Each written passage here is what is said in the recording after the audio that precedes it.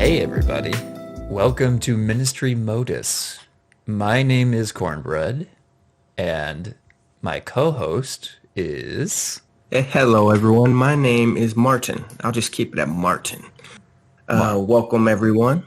Welcome everyone. So we here today are very interested in covering a topic, what we would call the corporate church. And by corporate church, we generally mean any church or religious organization that operates in a very business-like manner, very much like a corporation.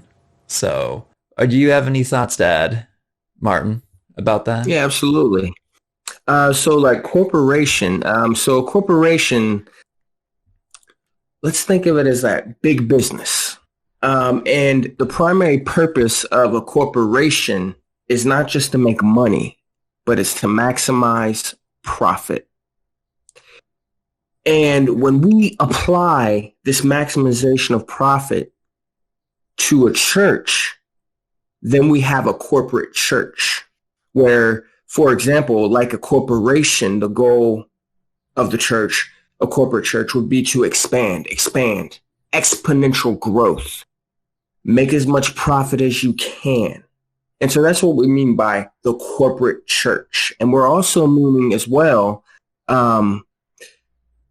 corporate churches, they invest their money into the financial realm. So we're talking about that stuff as well. So we're going to be talking about all of this today.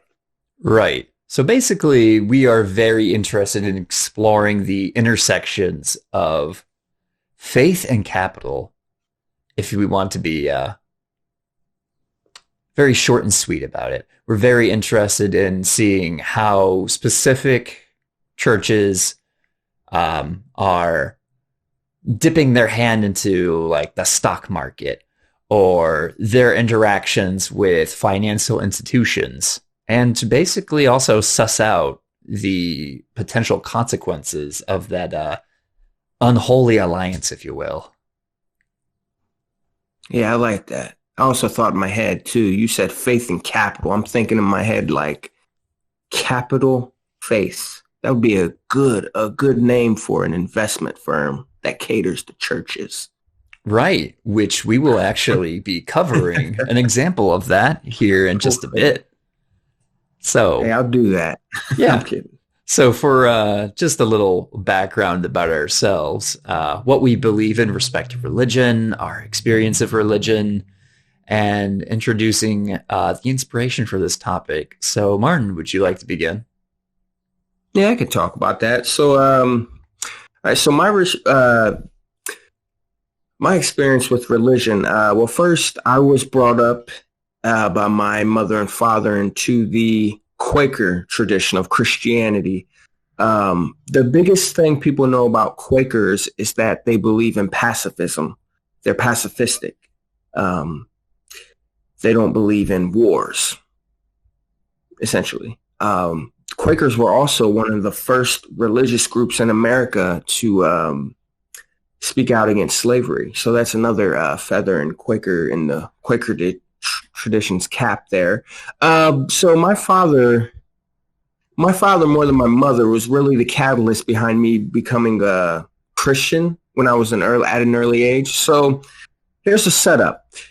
Well, I've been going to church all my life from the time that I was in my mother's womb to the time that I was 25,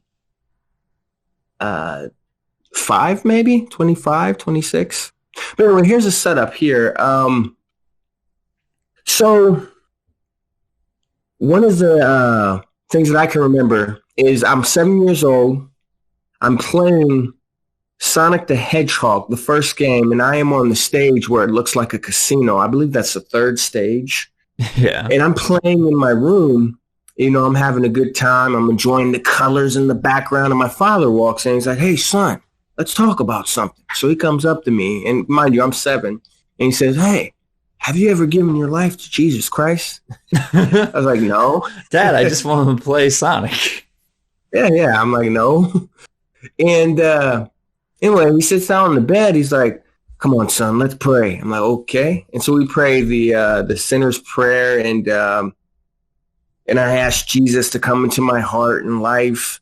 And so that's that's just an example of my experience with religion. And my father and my mother were basically my catalyst for becoming a Christian, much like a lot of Christians. And the Quaker church that I attended was called Friends Worship Center, or it still is called Friends Worship Center. And I met some very, very good people there. And the pastor, Bruce Bell, has had a great influence on my life. He's a wonderful, wonderful pastor. I have nothing but good things to say about him. Even though I'm not a Christian today, I can look at that man and still be able to say, this is a man of God. This is a righteous person, I guess you can say. Yeah. And I haven't really had negative experiences with religion, to be honest with you. And here's another thing about my experience with religion. I actually was a youth pastor or youth leader. I would say youth group leader, because it was a volunteer position, so I wouldn't call myself a pastor. I think you have to be paid for that. I'm not sure. But for a couple years at my church, I was a youth group leader where I would lead and create lessons to teenagers from age 12 to age 18. And that's actually where I discovered that I had some talent as a teacher in connection with teenagers. And I'm actually a teacher right now, high school history teacher. So that's one of so my experiences with religion has been not really negative. I mean, you see negative stuff, but I tell you, from my experience, and especially the church I went to, a small church, mind you, about 50 to 80 people, a small church, but there's really good people. There are really good people in the church. And so I'm coming from it, not from a negative perspective to where, oh my gosh, Christianity's bad or religion is bad. I'm not coming at it from that perspective. So that's so taking that now, what do I consider myself today? Well, I consider myself an agnostic. I'm going to offend theists and atheists when I say this, but here's how I feel about it. I think that theism and atheism are the same coin, but different sides of that coin. And what do I mean by that? So you have a theist who believes that there's a God, okay? And you have an atheist who believes that there is no God. Well, they both posit something that they cannot prove, the existence of a supernatural being, or in the case of the atheist, the non-existence of a supernatural being. I think the wisest thing to say is, I don't know. Is there a God? I do not know, and I don't think there's any way to know 100%. So that's my belief right now on religion. That's what my belief has evolved to. And you might be wondering, well, how did you become a Christian for 20 plus years and then you become an agnostic? Well, before I get into that, I feel like I'm kind of talking too long. So Cornbread, why don't you give your beliefs about religion? Righto. So if we're going to go off some background here, I was raised in I guess you could say it was a very culturally Christian environment, not really one where I was expected to attend church. My mom and my sisters, they would go to church. I actually never did. The first time I actually had attended an actual church service was when I was 21, I think, to be honest. But yeah, I didn't really have a terribly negative time with religion. When I was younger, though, I would say about maybe age 9 or 10, I was it's quite the story. This is my first real negative experience with religion, unless you consider teaching the idea of hell to your children as negative, which I kind of do, to be honest. But yeah. Anyway, So when I was about 9 or 10 years old, it's late at night, probably around like 11 p.m. I'm watching the History Channel. And this was a time like early 2000s when the media, for whatever fucking reason, was obsessed with topics about Armageddon and the apocalypse and Nostradamus and all that crap. So when I'm watching this program and it has these guests who are speaking on the topic of the apocalypse, specifically the apocalypse described in the Book of Revelation, which, if you are familiar with that subject, it's a pretty trippy read. I had no idea this was actually in the Bible at the time. Neither did my family. Like I said, we were cultural Christians. We were not particularly well-read and studied Christians. Anyway, as I'm learning more and more about this, I hear this stuff about how the world will be destroyed in this great cataclysm. There will be great persecution, all this very horrible, terrible stuff, which was a great intrusion of my reality. They really described in detail some of the more metaphorical language in the book Revelation, which at that time I was taking literally. So I was when I heard about the beast with 7 heads, I literally thought that there was going to be a giant monster with 7 heads just emerging from the ocean.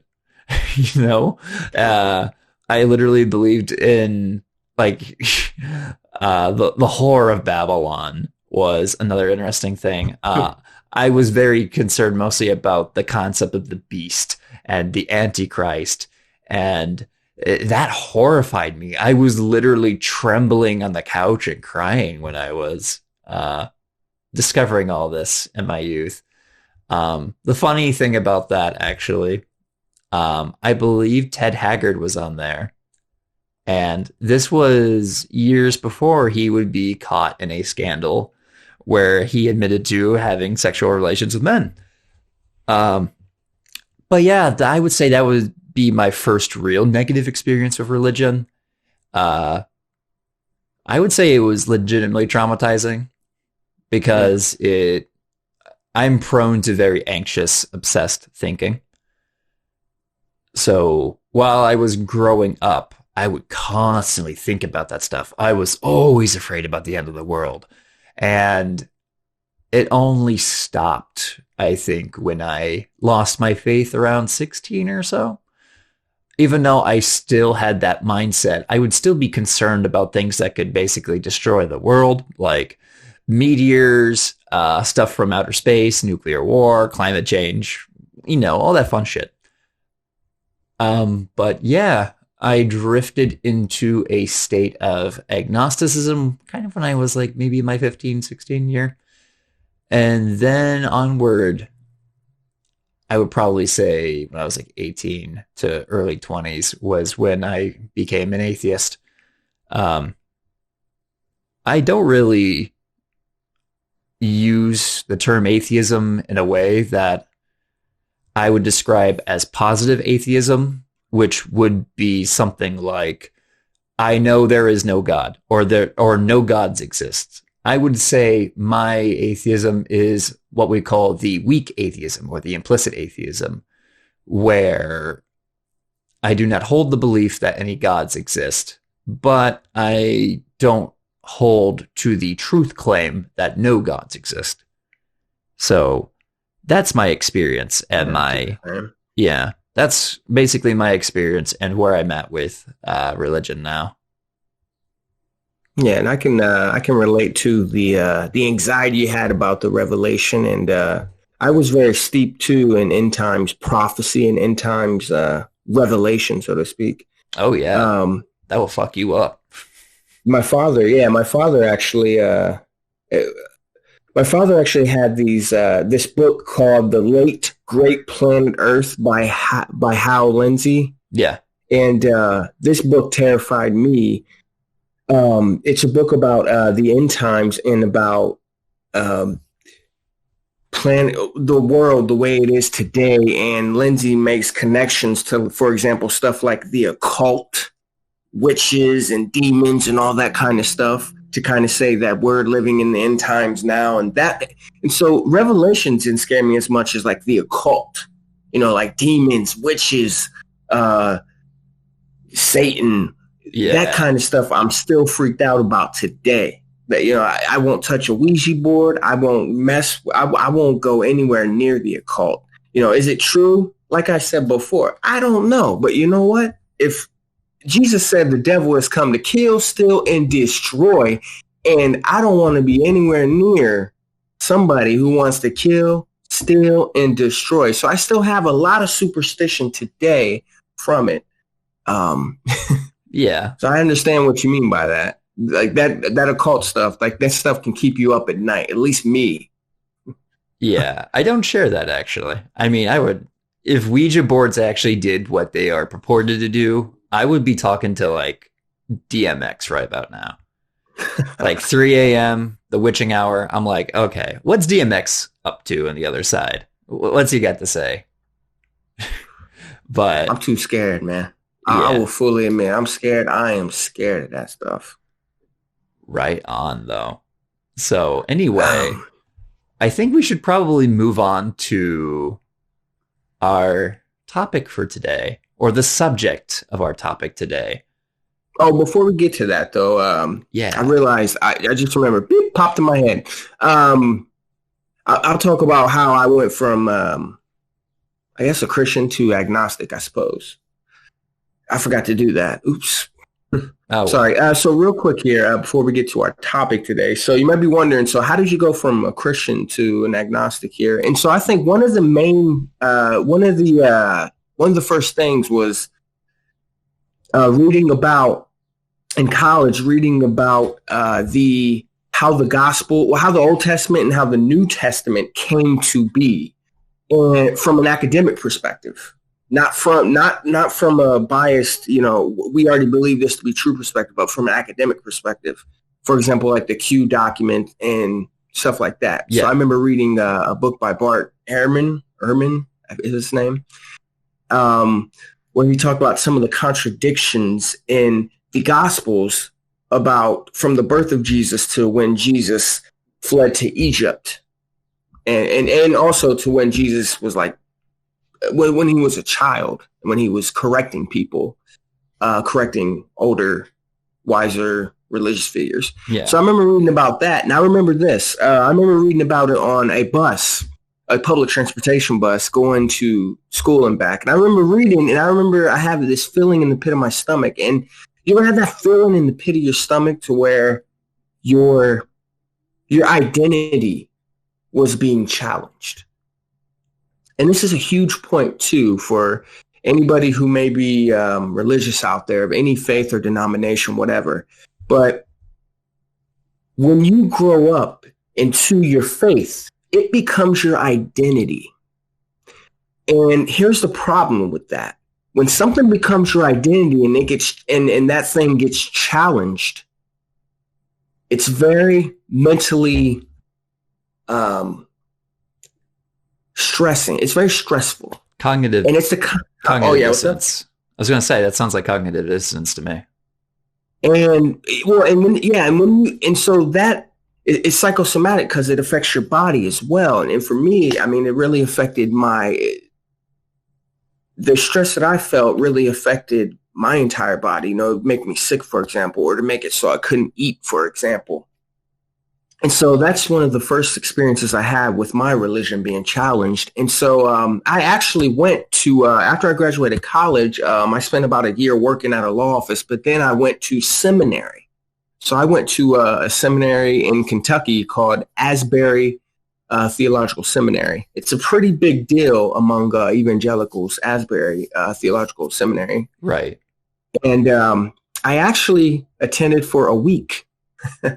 So I attended for a week there I actually got, I believe I got the presidential scholarship where all my tuition was paid for and etc. So I went down there and I noticed that I wouldn't have been able to afford the housing. And so I decided that, hey, I'm here for a week. I don't know what to do. I'm not going to be able to afford this housing to live on campus. And I live too far to commute. So I guess I'm just going to have to leave here. And so that was a big decision for me. And it was really stressful. And I remember as I was talking about my situation of not being able to afford to live on campus, live there, or just live down there and near campus, I remember talking with my fellow seminarians. And one guy in particular said to me, and this always stuck with me. He said this. He said, some of us are here on faith. The implication being that I wasn't here on faith. What a fucking douchebag. Yeah, and so that kind of that comment struck me like a blow to the stomach. You know what I'm saying? If you ever boxed before, you know, you'd rather get punched in the stomach. I mean, you'd rather get punched in the face than the stomach. Because if you get punched in the stomach, there's, you know, you're out of wind. There's a chance you'll be out of wind, and that adds up over time. So that was kind of like a blow to the stomach for me, because the implication being your faith wasn't strong enough. Yeah. Or maybe you're not praying enough. And so from there, I went home in great defeat. You know, I felt like a loser. Mm-hmm. So I went home and I re-enrolled to become a teacher. And I started in sociology classes. I was reading everybody from modern day Chomsky to all the way to back to Dr. King, Dr. Martin Luther King Jr., to all the way back to Adam Smith and Karl Marx, to get a lot of balance there. And so studying all that, I began to look around society and think about, well, wait a minute. Why is society the way it is today? And so you look at Marx, for example, and by the way, I'm not a communist. So don't try to say I'm a communist. Only one of us is a communist here. Huh? Only one of us is a communist here. Yeah, I'm more balanced, you know. But anyway, I was reading Marx, and, you know, Marx says religion is the opiate of the people. And then so I'm reading stuff like that. And I'm also reading about Dr. Martin Luther King Jr. and his struggle beyond the I Have a Dream stuff. And, you know, the Dr. King, he talked about why Black Americans couldn't wait anymore for their rights. Yeah. That they were promised all the way back in 1865. So the Birmingham letter in 1963, so Dr. King in the Birmingham letter of 1963, he is addressing his critics from white faith leaders. He's addressing his critics who says, you know what? Wait, Dr. King, don't march. Don't make a scene. Wait. And Dr. King was talking about, why should I wait? Why should we wait? Yeah. Because injustice anywhere is an injustice everywhere. And so I began to apply that kind of thinking to religion. I thought, wait a minute. The reason why society is the way it is today, well, one of the reasons why, because, you know, the many causes, many effects, but one of the reasons why there's a lot of injustice in the world today is that people are accepting their natural lot. And I think religion, and not just Christianity, but I think religion in general, because you even look at Hinduism, that's another issue. Oh, yeah. But I think religion plays a huge part in allowing people just to accept things the way they are. And I thought about, well, maybe religion was created to upkeep the status quo. And so that's one thing that really changed me from a Christian to more of an agnostic. Right. I mean, a lot of religions typically will employ, and I'm not saying this, they all do this, but for a lot of people, religious explanations of how the world is the way it is usually falls under a kind of fallacious mode of thinking, I think. Something that we would call the just world fallacy. Mm-hmm. And it usually describes, the world and everyone's position in the world, certain forms of hierarchies as essentially being justified, or in some ways, saying everything is in the hands of God or whatever. It not only removes your agency to do anything about it, it also kind of implies that things are the way they are because God or some other force has ordained them to be such. But yeah, that's how I can definitely see that playing out. Well, yeah, and also a lot of that thinking too leads to a lot of gullibility. Yeah. And you have con men who can take advantage of that gullibility, for example, to take money, or for example, to sexually assault their patrons or whatever. Yeah. Yeah. I think and that's why there's so much of that tied to religion, I think. And I think on the other hand, too, and I am trying to approach this from a very nuanced perspective. I mean, the religiosity of Dr. King, and if you're familiar with Dr. Cornel West, their faith is not inhibiting their ability to perceive the world and the unjust circumstances that we're all subject to in it. Do you know what I mean? Oh, yeah, absolutely. Yeah. Yeah. So we're not here to say that religion makes people just blind to the reality of the world. But in a lot of cases, there are many examples of religion actually contributing to that sense of blindness, that gullibility, what have you, which I think this would be a good time to transition to our subject for today. Oh, absolutely. Yeah. Yeah. Lest we talk too much about ourselves and our own experiences. So the first example that we would like to cover today is the example of a non-denominational church in Columbus, Ohio, called Rock City Church. Rock City, yeah. An example of a church set in a corporate structure, a corporate church. Yeah, yeah. And churches typically do have, if anyone's familiar with ministry, church, it's pretty common for churches to have some kind of like hierarchy, people in seats of responsibility, making decisions, stuff like that. So, however, there are models that definitely resemble a more corporate structure. Like maybe Martin could probably elaborate on this, but how many churches do you know have like an executive director or anything like that? Or a marketing department? How many churches do you know have a fucking marketing department? I know of none other than these mega churches. And in marketing, it's like marketing is for the purpose of money. Like, isn't the role of a church to spread Jesus's great commission and also maintain the sheep, I so to say? Sheep, not sheep like in a bad way, but the flock. Yeah, the flock. Yeah. Like Jesus talked about the flock. The faithful and all that. So, yeah. And so, yeah, this is, it really makes me aghast to think about a corporate model to a church, because the function of a church is very, very different from the function of a corporation. Yeah. Well, yeah. One is to make a profit, to maximize profit, rather.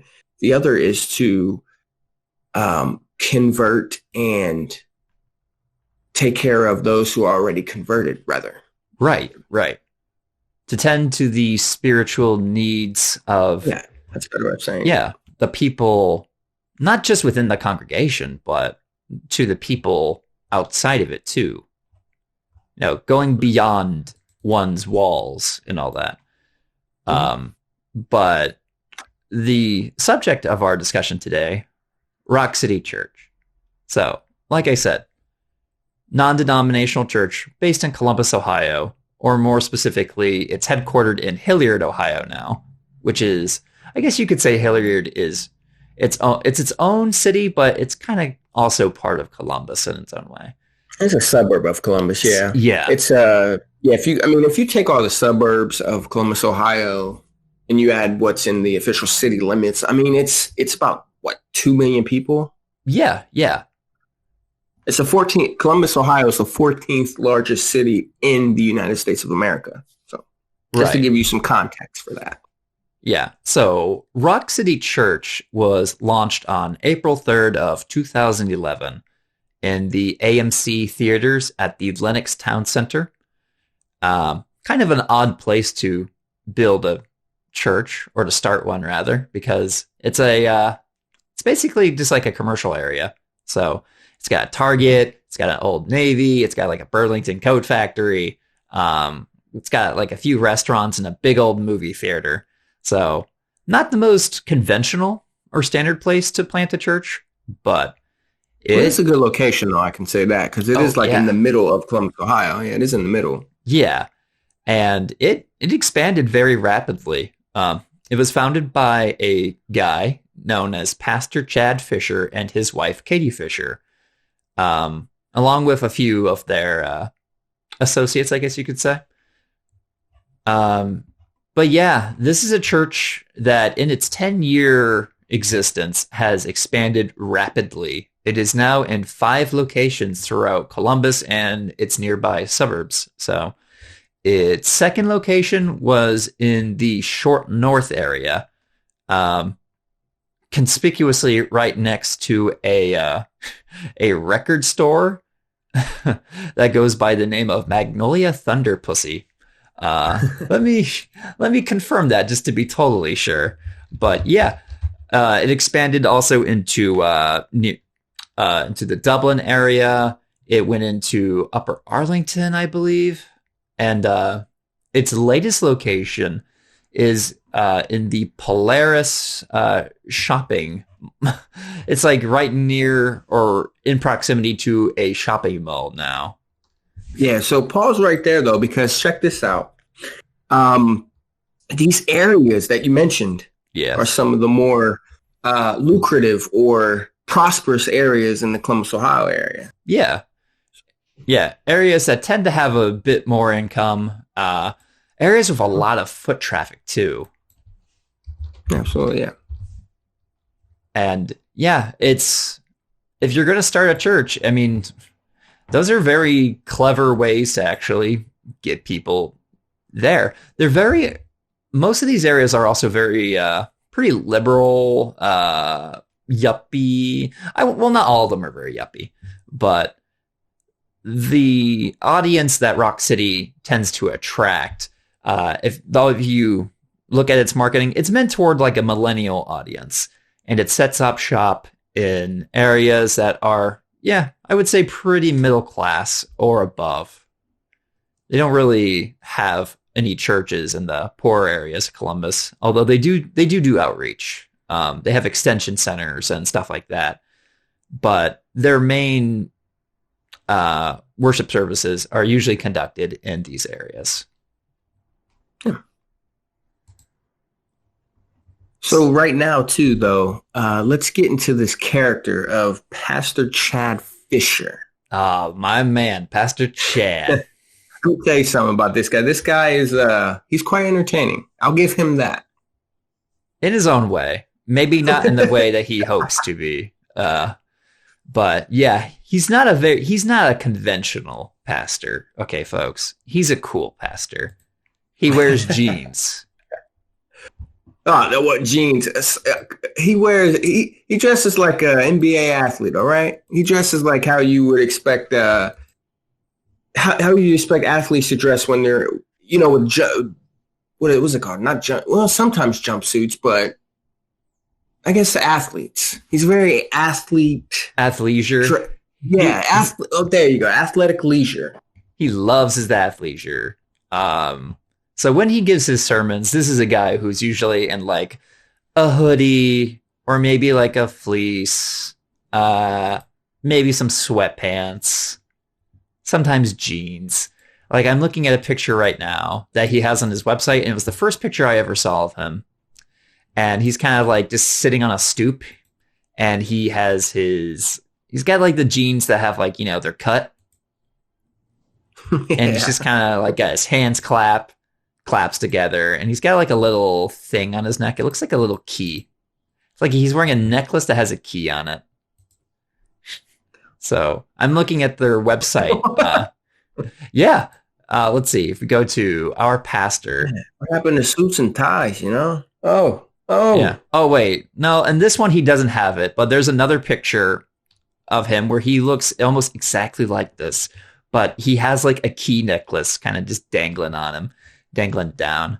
But yeah, I think he had some experience as like an assistant pastor or something in Kentucky, I believe, before he and his wife began their venture to Columbus a decade ago. And since then, they have had a lot of success. Pastor Chad is a very conservative guy. I mean, it's a non-denominational church, and usually non-denominational churches tend to overlap or are not just rebranded evangelical churches. So it's not a surprise that he has some more conservative views, traditional beliefs about like traditional gender roles, gay marriage, abortion. He's very anti-choice guy. But he loves sports. Pastor Chad loves him some sports. Before he privated his Twitter, for reasons unknown, he has privated his Twitter account. But he had some very interesting takes. My all-time favorite, and I used to have this saved. It might be saved somewhere on my phone, but it was great. Pastor Chad made a tweet about how he wishes the NBA would relax its rules about players fighting, because he thought that it was making the players too soft. They should be allowed to just, beat the shit out of each other on the court. Get some blood sport. The most Christian thing you could do is, say, this is not violent enough. I must have more violence. It's making us weak. Never mind Jesus himself saying, turn the other cheek. But yeah, his character is complicated. In very hilarious ways. He has stated this opinion more than once on Twitter. I wish I could direct you to his Twitter, but like I said, his tweets are now privated. So I can only imagine why he did that. I'm sure it's nothing to do with the backlash. His latest series, hashtag it's not that complicated, is the name of the series. And it's about relationships. And to describe it, besides, very traditional Christian relationship advice, the best way I could sum it up, and Martin has actually listened to some of this as well, is it's kind of like a very weird melange and meandering of gender identity. What else? At one point, I recall Pastor Chad in his sermon saying verbatim or word by word that Congress is working towards creating a genderless society. I believe that was, let me see. I think that was the third single life, or I think that was the single when he talked about his sermons about single people. Yeah, it was in the series It's Not That Complicated, and I believe it was in the one about being single. It was either that or toxic relationships. Was toxic relationships the roundtable one? No, that was the Q&A. They had a Q&A sermon. And it was him and his wife and a couple other pastors affiliated with Rock City. And again, it was very much a very mask off in terms of the church's stance on these issues. Because for a long time, the church, Rock City, was kind of discreet about its stance on certain issues like abortion and LGBTQ issues. But with that, it's not that complicated series. The church kind of became more mask off about what it really thinks. And they also have just weird ideas, like in the Q&A session. In the Q&A session, his wife said that a woman should not pursue a man, but the man should pursue the woman. Yeah. And her reason for that is, well, if a woman pursues a man, the man could eventually become disinterested in the woman. What the fuck? What? Because that always works that way, right? Yeah, I mean, what about the woman? What about just because everybody can become disinterested? Yeah, just because he's sitting next to you in church doesn't mean he's pursuing you, right? That was another gem. And then it was during the panel discussion when I think it was Katie Fisher, his wife, who made that remark. And then Pastor Chad, oh so graciously, commented that, yeah, I sat next to my mom in church for years. And then his wife looks at him and says, that was really weird. Yeah, but she says that in like this condescending way, like, you're a fucking idiot. It was a very passive way of saying, you're a fucking idiot. Why would you say that? She just looks like, you can tell in her head, she's like, what the heck is he talking? Yeah. We think Pastor Chad is a very smart man. I think he's a very, very smart man, folks. But hopefully we painted a character. Quite honestly, I like the guy. But he is entertaining when he's not being like homophobic and transphobic and, and saying weird comments like that. Like, yeah, he just has to add his 2 cents to things, and he doesn't really think about when he says it or what he's going to say or if it's a good idea. Also in that same Q&A session, like Pastor Chad asked one of his, I believe, assistant pastors who was biracial. Yeah. A question if interracial dating is God's plan or whatever. And what's his wife do? Yes, his very white wife decides her opinion is actually what she has to say is obviously more urgent and important than this man who they were talking about a question they got from a attendee of the church, and it was someone who was probably a teenager, and they were talking about the issue of racism in the household. So right before this biracial assistant pastor is going to give his 2 cents, Katie Fisher just immediately cuts in, goes like, actually, I got something to say about this real quick. And it's just, I'm like thinking, what is your fucking problem? What? Okay, Karen. She pulled a fucking Karen on them. Well, yeah, and Pastor Chad specifically asked him, the interracial guy, I don't know his name, but his name. Yeah. He asked him to answer the question or address the question, not her.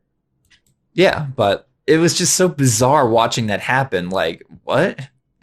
Why did you do that? It was just really inconsiderate and bizarre. And it was just, oh my God, it made me cringe. I felt angry for that guy.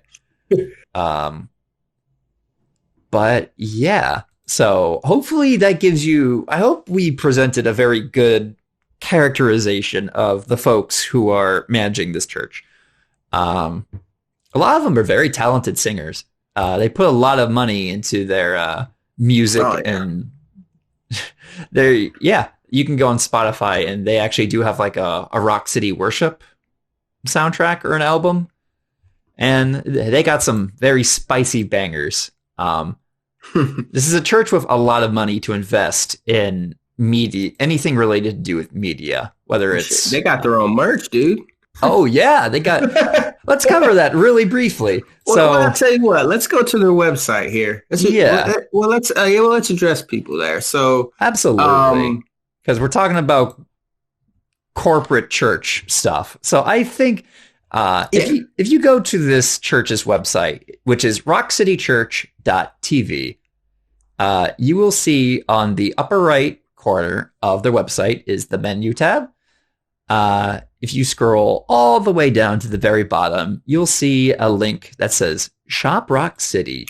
Well, that's interesting because I see it on the actual front page. Oh, really? On my computer. Yeah, it says Welcome Home, and then it has a background of Columbus, Ohio's downtown skyline. And it says Watch Online and Shop Rock City as the next tab, as the next thing to click on. Oh, right. That was because I was actually still on the Our Story page. I see what you mean now. Yeah. So yeah, it's on the front page. You don't even have to look for it. It's just it's there waiting to greet you. Shop Rock City. Man, these prices, holy mackerel. Yeah, if you're talking about, I mean, this is just like a tip of the iceberg. I mean, I know churches have to hustle and all that, but this is pretty ridiculous. So Rock City Church and their brand name, so you click on Shop Rock City, and the first thing you see is Making Heaven Full, and then you have these models modeling these clothes. Yeah, this website feels pretty much like it's modeled of like fucking H&M or something.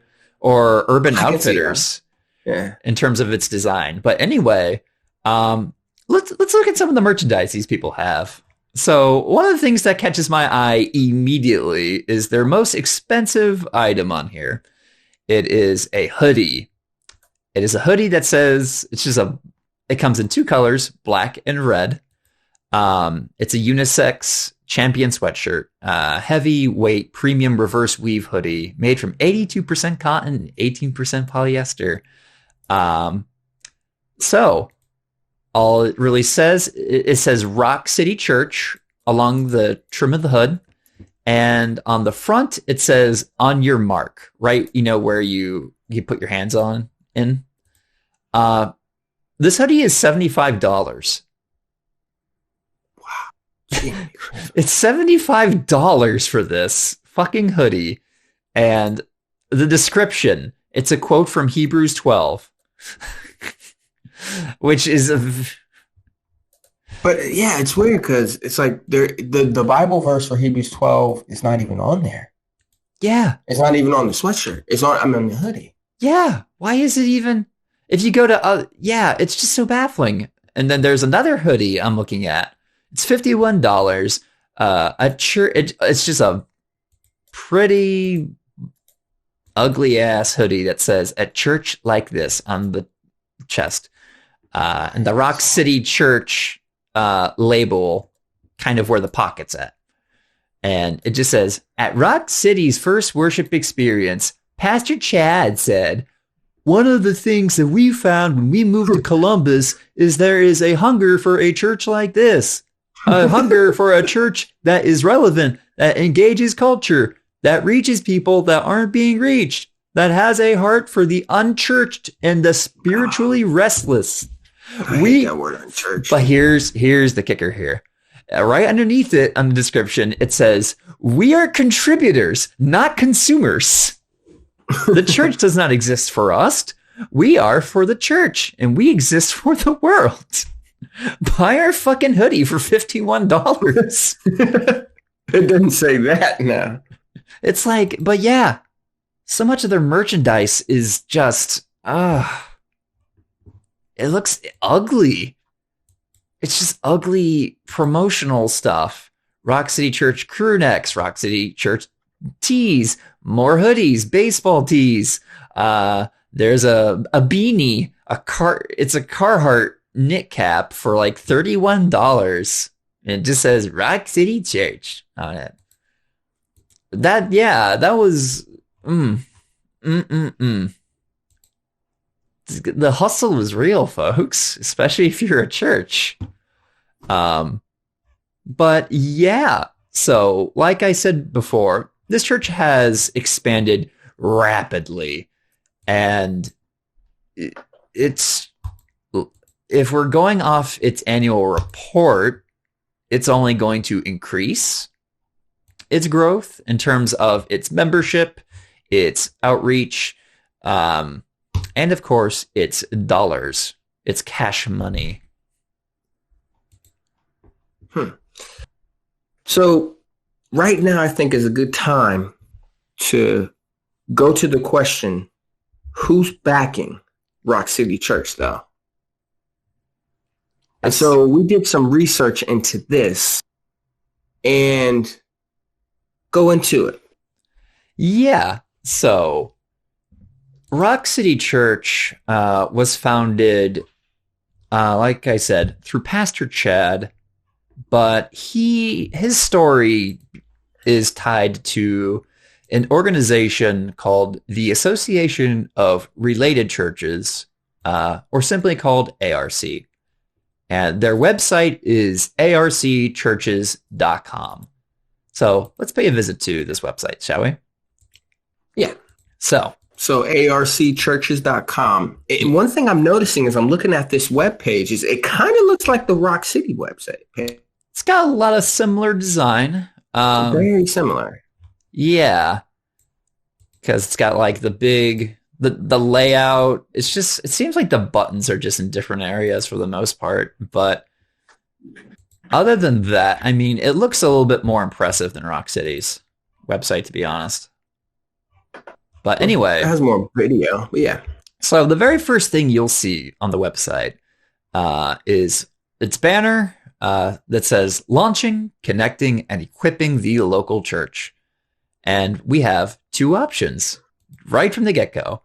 I want to start a church, and I'm an existing church. So we already kind of have a good idea of what ARC is basically. It's an organization that is dedicated to church planting. Okay. And on the surface, there's nothing wrong with that. Let's go a little bit beneath the surface here. Yeah, let's take a gander. So let's go to the About page. Let's see what ARC is really about here. So in their own words, if we go to the About page, we are an association of relational churches working with church planters and church leaders to provide support, guidance, and resources to launch and grow life-giving churches. So let's go further down. We got the mission statement there. And of course, there's the humble beginnings of ARC. So from the beginning, yeah, it's the section that we're at. Mm-hmm.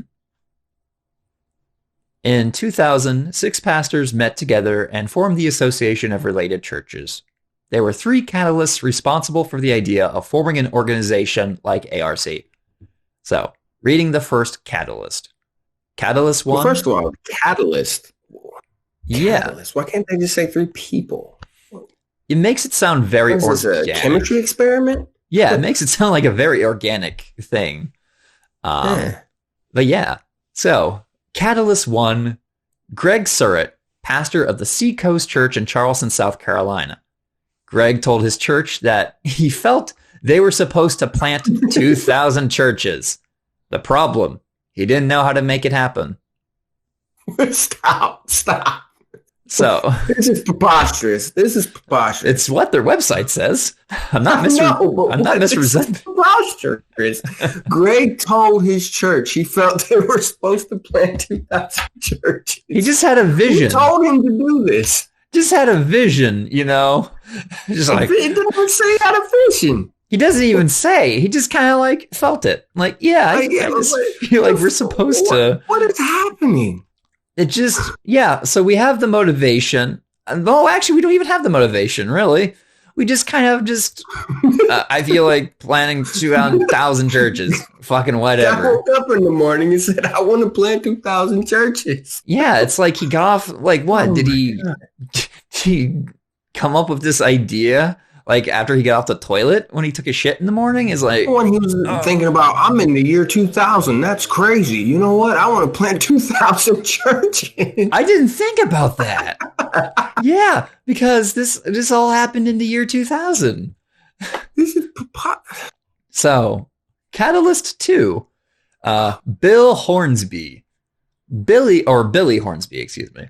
Billy Hornsby was fascinated by Greg's, quote, life-giving, unquote, weekend services that were attracting large numbers of unchurched people.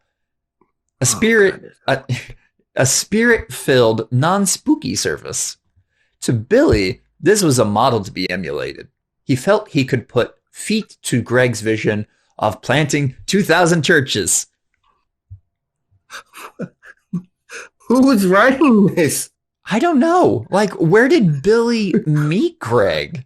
Why is life-giving in quotations, right? And what that word unchurched, if I hear that word again, I'm gonna choke somebody.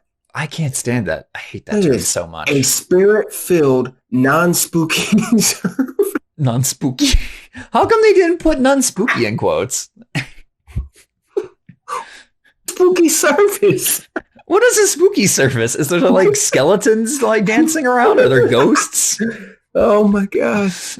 It's like the pastor like wearing like a bone necklace or something, and there's like dark flames behind him. Everything is painted black. Oh man. Just like red all over the place. Spooky. This is getting more preposterous. It's just like spiders and cobwebs and shit. So Billy Hornsby, I don't know how he meets Greg, but he's very fascinated by the life-giving services. And then he feels like he could help with this great vision of planting 2,000 churches. Wait. He felt he could give quote unquote feet to Greg's vision of planting 2,000 churches. Yes. So at least they're aware of like metaphors and stuff like that. I guessed. So this is the third catalyst. Catalyst 3. Enter Rick Bezzett and Chris Hodges, pastors out of the Bethany World Prayer Center. These guys were setting out to plant churches in Little Rock, Arkansas, and Birmingham, Alabama, respectively. The problem, they needed money and a workable model. Well, at least they're honest. They need money. Yeah. So, ARC in action. We're going further down the story of ARC. So, Greg offered both guys $25,000 to fund their plants and any monthly support needed to meet budget for their first year, a safety net that bolstered the confidence in church planting. Going forward, Greg asked Rick and Chris to invest that same amount back into other church planters. Rick and Chris went on to plant their churches on the same day, February 4th, 2001. Their successful launches and subsequent growth became the model for future ARC church plants. By the following year, other church planters were, quote, reusing, unquote, the money originally funded to Rick and Chris. Add Dino Rizzo and Scott Hornsby to the mix, and you have the 6, quote, founders, unquote, of ARC. So, all right, pause. We got a model here. We got a working model. So Greg gives both guys. So Greg gave Billy Hornsby and Rick Bezzett and Chris Hodges. Well, who are both guys? There are 3 guys. I think he gave it to Rick Bezzett and Chris Hodges, right? Oh, so he gives them $25,000. All right, where is this money coming from? Don't know. This guy just happened to have 50 grand laying around, and he's like, I'm going to give it to my 2 buds. That's a lot of money, you know? Yeah. Yeah. And to cover the expenses and budget for an entire year for 2 churches, that's pretty crazy. And then when these churches were, pretty well established, they start, sending their money back to, I guess, Greg. Yeah. Is this a loan? Are they required? Is there a contract involved? This guy Yeah. just giving people $25,000 with no written contract that can be legally enforced? Is there like any interest attached to that money? It's unknown. The website doesn't say. Just like a medical bill? You know what I'm saying? Where you pay like 25 a month? But these two other guys, Dino Rizzo and Scott Hornsby, come into the mix, and they don't really explain what they do. Oh, and I heard Dino Rizzo, and I'm thinking, oh, that sounds Italian. That's a very Italian man. Yeah, I'm like, oh. So, Billy Hornsby as president.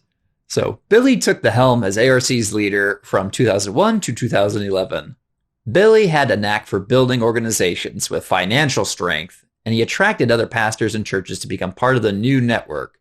He also carried an important value that became part of ARC's DNA, valuing the little guy. Oh, so we have small business here? Oh, yes, of course. Billy saw that many church planters found themselves on their own. Billy believed in those guys. He was a friend that resourced them with training and funding and ensured their strong start. Billy became a father and friend to pastors everywhere. Gail Bennett, his assistant, and the, quote, check lady, unquote, of ARC quickly became their best friend as well. ARC's growth in the early years was slow yet strong, averaging a few churches a year. In 2006, ARC planted 9 churches. In 2007, there were 16 more. 2008 saw 25 more. And by 2009, ARC was averaging around 50 new plants a year. With a more developed structure, ARC is now training and coaching hundreds of church planters every year. In the fall of 2010, Billy Hornsby was diagnosed with terminal cancer. On March 23rd, 2011, he went to be with the Lord. ARC and many in the church world were deeply saddened by the loss. But yeah, I guess that was the end of the Billy Hornsby era of ARC. Well, here's it, like, go back to that third paragraph there. In 2006, ARC planted 9 churches, and by 2009, ARC was averaging like 50 new plants a year. Yeah. This model of perpetual growth, or is that the right word, perpetual growth? I guess you could say exponential growth. Exponential, that's what I meant. Exponential. Mm-hmm. Well, perpetual also makes sense there too. But anyway, this model is very corporate in nature, where you want to grow your business constantly. If you're not innovating for a corporation, you're dying. So constant innovation, constant growth. This is corporate. Mm-hmm. So there's one clue here to what ARC is about. Well, many clues, but what the hell is up with this story? I'm still curious where they got the money for this stuff. You mean where Greg got the money? Yeah. Yeah, the $25,000 to fund those two guys' church plants, and also monthly support needed to meet the budget. Yeah, it's just where money don't grow from trees. It don't come out of your ass. Where's it coming? Yeah, I want to know who this, because it all starts with Greg Surratt having all this money, right? So I'm like, where did this man get this money? Where you get your money, man? And I'm looking him up. All I can see is like the Seacoast Church. I mean, he's an author apparently. He's listed on some of our church websites. Gosh, I don't. Yeah, unless he got that. Is it even possible that he could have like used tithing money to give that to them, or I don't know. It is thus unknown where the Greg Surratt fellow got his bucks. That got this gravy train rolling. So, but now ARC has pretty much a global reach at this point. There's actually a section here, ARC Today, on their website. Today, some of ARC's church plants have become the largest and fastest growing churches in the United States. Thousands of people make a decision to follow Christ and are baptized in ARC church plants every year. ARC church plants give over $15 million each year to missions. ARC's global impact is growing rapidly through hubs like ARC Ireland, ARC Australia, ARC Canada, ARC South Africa, ARC Netherlands, ARC Italy, ARC Asia, the one country Asia, ARC Brazil, and more being formed continually. Having planted over 600 churches with hundreds more partner churches, ARC has not only become a movement, but a collection of many, quote, tribes, unquote, all with a focus to see a life-giving church in every community in the world. That's a lot of churches, popping up and giving them money. I'm astounded by this, man. I really am. What? Yeah, because I would imagine, let's say, and remind you, Rock City Church is started as an ARC church plant. Pastor Chad likely went through the same application process as many of these other church plants went through. So the money probably going back is just, it's in the millions. ARC church plants give over 15 million each year to mission. Well, that's just to missions. Yeah. That's just, it's just how much does ARC like pocket? Because ARC has to be like pocketing some money just to function, right? They have to. I mean, think about it too. And here's another issue too about the corporate church. So I actually was interested in this, so I asked this question here. So a church can't sell securities.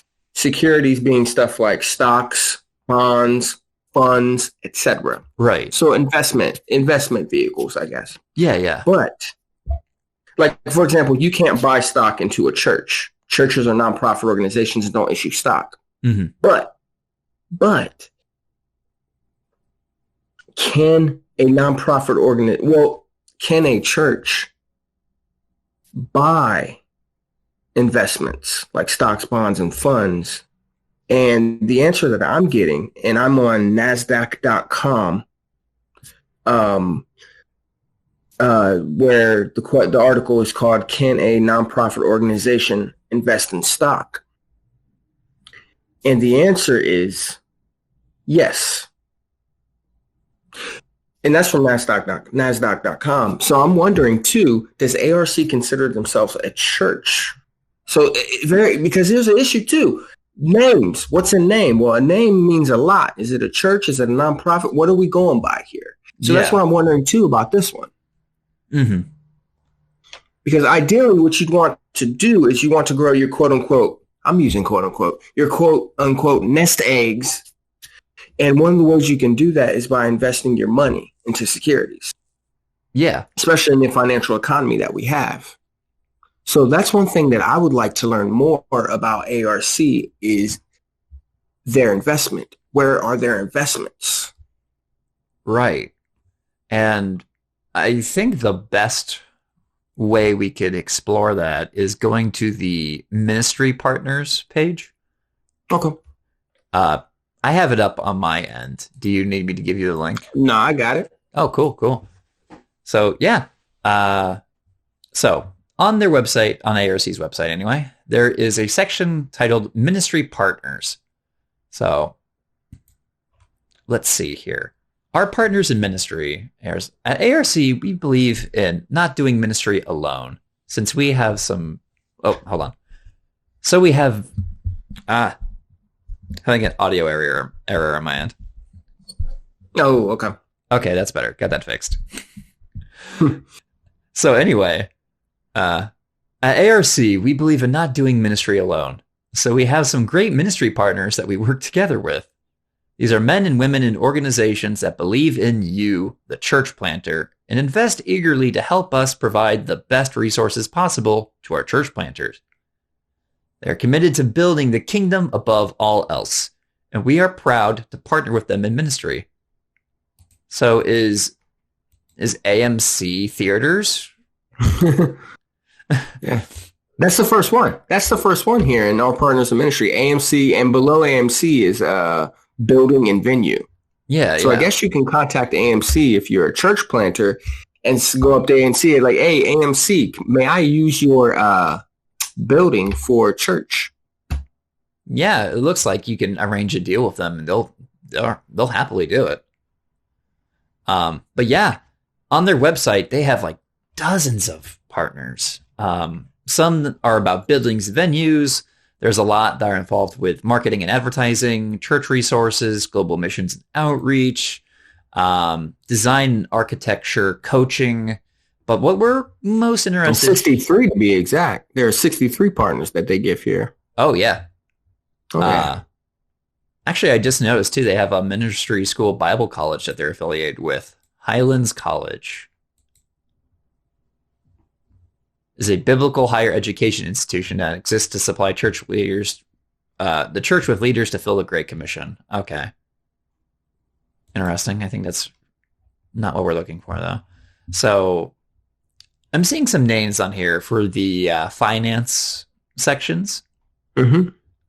There's, let's see here, Deca, a finance company. Let's see what Deca does. All right.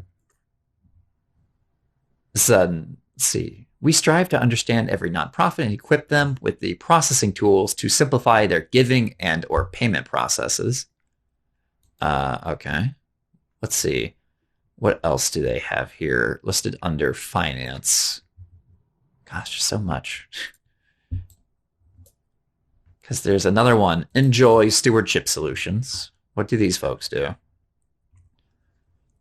So Enjoy Stewardship Solutions was founded in 1992 by number one leadership expert, Dr. John C. Maxwell. We partner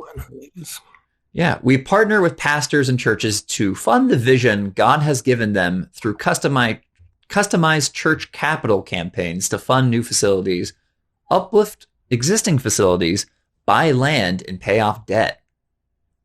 More than 4,500 churches have raised more than $4.5 billion to fund their God-given vision. If your church is preparing to take on a major project, make sure to have a conversation with stewardship. This is interesting. I didn't see this one before. What? Pay off debt. It's interesting. Yeah, what capital campaigns? So I'm on the Enjoy Stewardship website now. I'm looking at the capital campaigns, it explains what it is. What is a capital campaign in a church? We define a church capital campaign as any kind of generosity initiative that is going to require significant capital to be raised and beyond regular giving and normal tithes and offerings. Okay, so this is like extra ways the church can earn money? Interesting. Yeah, how a church earns money. So is a capital campaign just a fundraiser? While many might say yes, we believe that in a truly successful capital campaign, people go on a spiritual journey that helps them connect to the generous heart of God. God then moves in the hearts of people, making them generous and fully fund your church's mission and vision. The key phrase here is, quote, spiritual journey, unquote. We believe that a capital campaign is more than just about money. It's about seeing people's lives changed and transformed. Are you sure about that? Because it sounds like it's literally in the name, a capital campaign. Okay. I didn't even know this was a thing. There's actually a section in here that says, are church capital campaigns biblical? That's been quoted before. That's why. Yeah. Wow. Yeah. So this is big business, man. Big business. Yeah, this sounds just basically like a fundraiser, but with extra steps. How to get the most money out of how to get people to give the most money out to you possible. So that's one of the partners of ARC. Wow, I did not even see that before. That's interesting. What else do they have here? There's Insurance Office of America for Risk Management. What does that do? Offers risk management. Wait a minute. Risk management. Risk. Investing? Like property. Well, hold on here. AOI offers commercial insurance products such as property insurance, general liability, professional liability, automobile, umbrella, health insurance, and much more.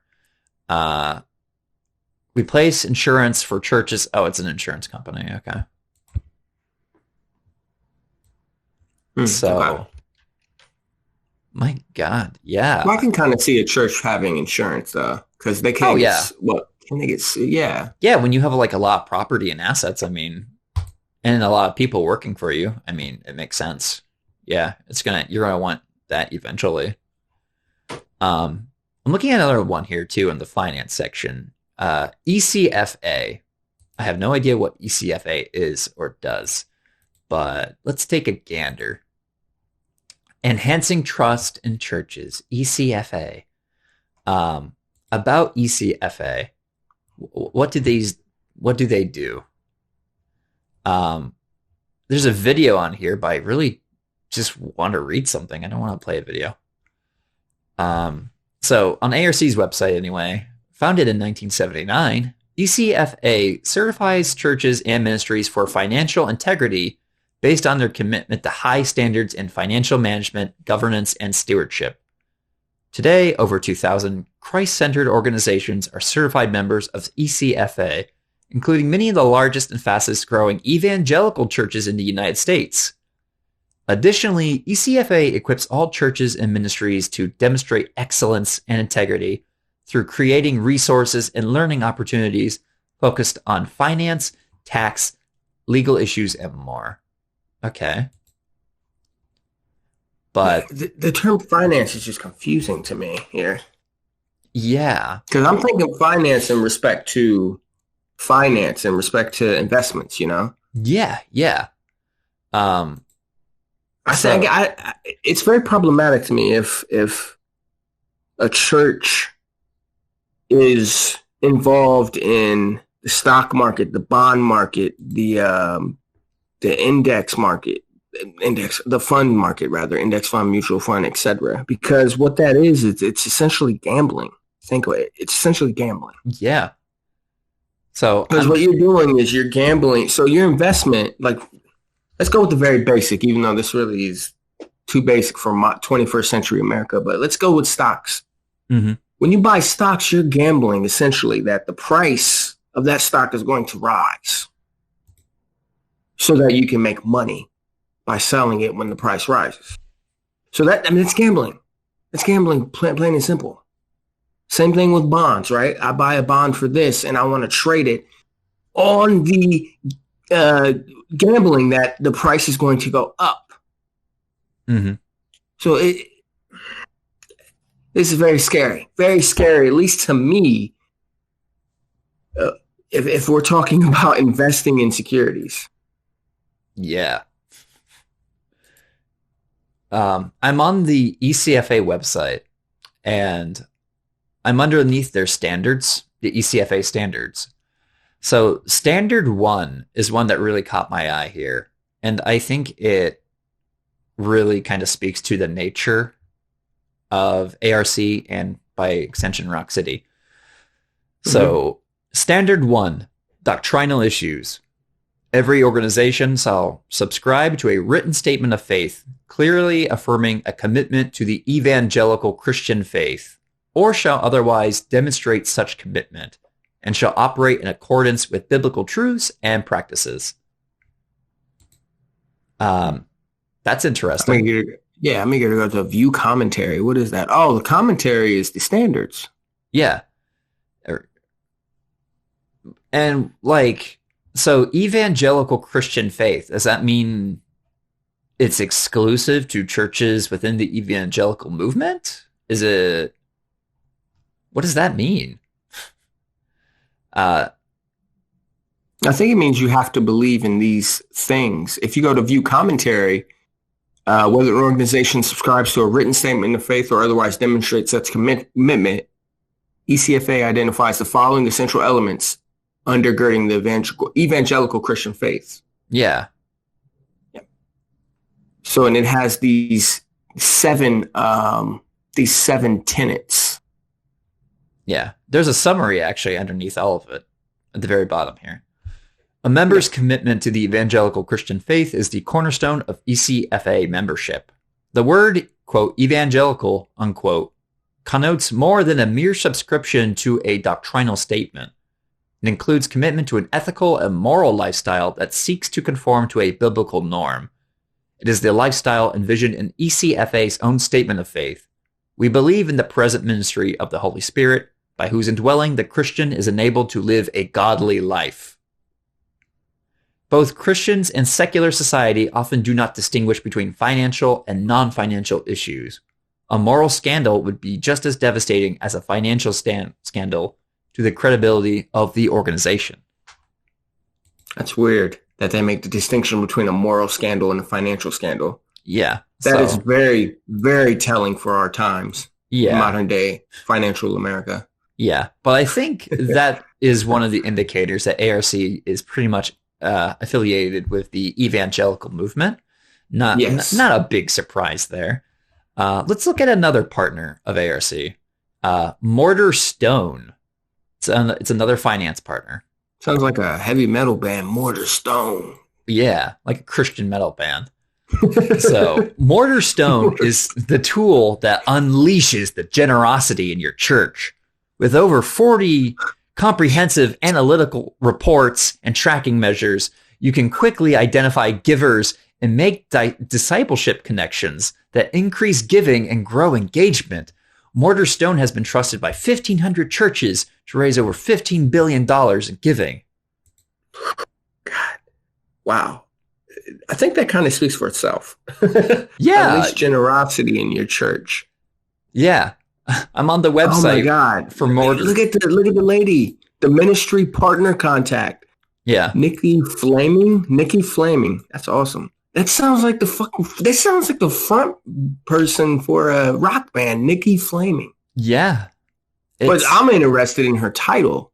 Below her title, it's called her title is called Generosity Advisor. Mm-hmm. I didn't know that was a job title. Yeah. What is? I guess when you can create your own businesses and have these, you can have any job title you want. Yeah, you can. You essentially can. And on Mortar Stone's website, they're affiliated with a lot of churches. First Baptist Dallas Church, the Church of the Incarnation, the Oaks Fellowship. I don't know if these names are supposed to mean anything to anybody. Lake Point Church, Bayside Church, Church of 1122. I don't know any of these, but they all look like some of these, their branding looks like it could probably be like ARC affiliated. We help churches of all sizes grow givers and increase giving. Billions of dollars, millions of givers, thousands of churches. It's what we do, and we can help you. God damn. That sounds fake. Make that money. Milk it. Fucking milk it. What does Accelerate do? Another finance partner. Jeez. Yeah. Accelerate Business Solutions is about keeping pastors and ministry leaders on the road to their passions and calling. We provide business and accounting solutions, which is our passion, so we can engage with yours. We understand church planting because the owners were church planters from 2000 to 2011. We love helping churches start off on the right financial foot. Email us to get a copy of our free church planning financial toolkit. What is Accelerate? What kind of services? Is it like accounting? Okay. Go to their about page. Accelerate with an X. Live in freedom. Unshackle. Accelerate Business Solutions is different from other accounting firms. Oh, it's an accounting firm. Okay. It's about rediscovering passion. It's about realizing dreams. It's also about your money. Okay. Let's see. What do they? We wanted Accelerate to serve multiple purposes: to create a company that values family and time, offers grants to others that are helping families thrive, leverage technology to make all our lives efficient, and create a participation age culture. I'm more interested in their services. It's very vague. Yeah. So they create Do you despise dealing with finances? Of course I do. We'll do it for you. We'll dig into the details and shine light on your company's complete financial picture. We take on the burdens you don't want to carry alone. We invoice customers, we pay bills, we reconcile your accounts, we create budgets, and we create successful solutions along the way. Wow. Okay, so that's what they do. So mostly accounting solutions and stuff like that. But the most interesting one of all, I think, there's another finance partner too, but the Wesleyan Investment Foundation. Well, it's also too, this is the only one with that has church. It's under the title church lending. Yeah. That's the only, so of all the categorizations of these companies, this is the only categorization of church lending. Yeah. So on the website here, it says WIF, Wesleyan Investment Foundation, offers loans to churches and church-related organizations, as well as faith-based savings opportunities at competitive rates with flexible terms and structure. So basically, it's go to the website here, and they got some decent APR rates, percentages. They're not too bad. So basically, I think you can just get loans throughout these folks. Start investing.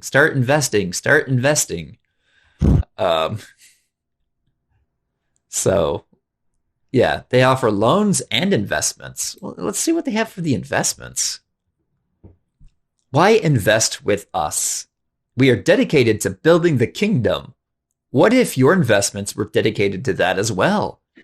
Each dollar invested in Wesleyan Investment Foundation is used to provide loan assistance to churches and church-related organizations and for other investment purposes, all as described in our offering circular. Where the fuck that is. Our loans. I need to find that. Yeah.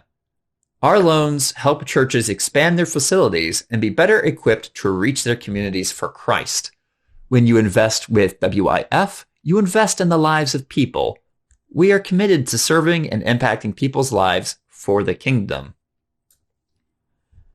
So, yeah, you can get some investments for these people, but what kind, I wonder? So every dollar invested in WIF is used to provide loan assistance to churches and church-related organizations and for other investment purposes. So, okay. So the investments are going into loans, essentially. Well, think about this, though. Think about this. So, in loans, if a church can buy stocks or bonds, then they can essentially own a company.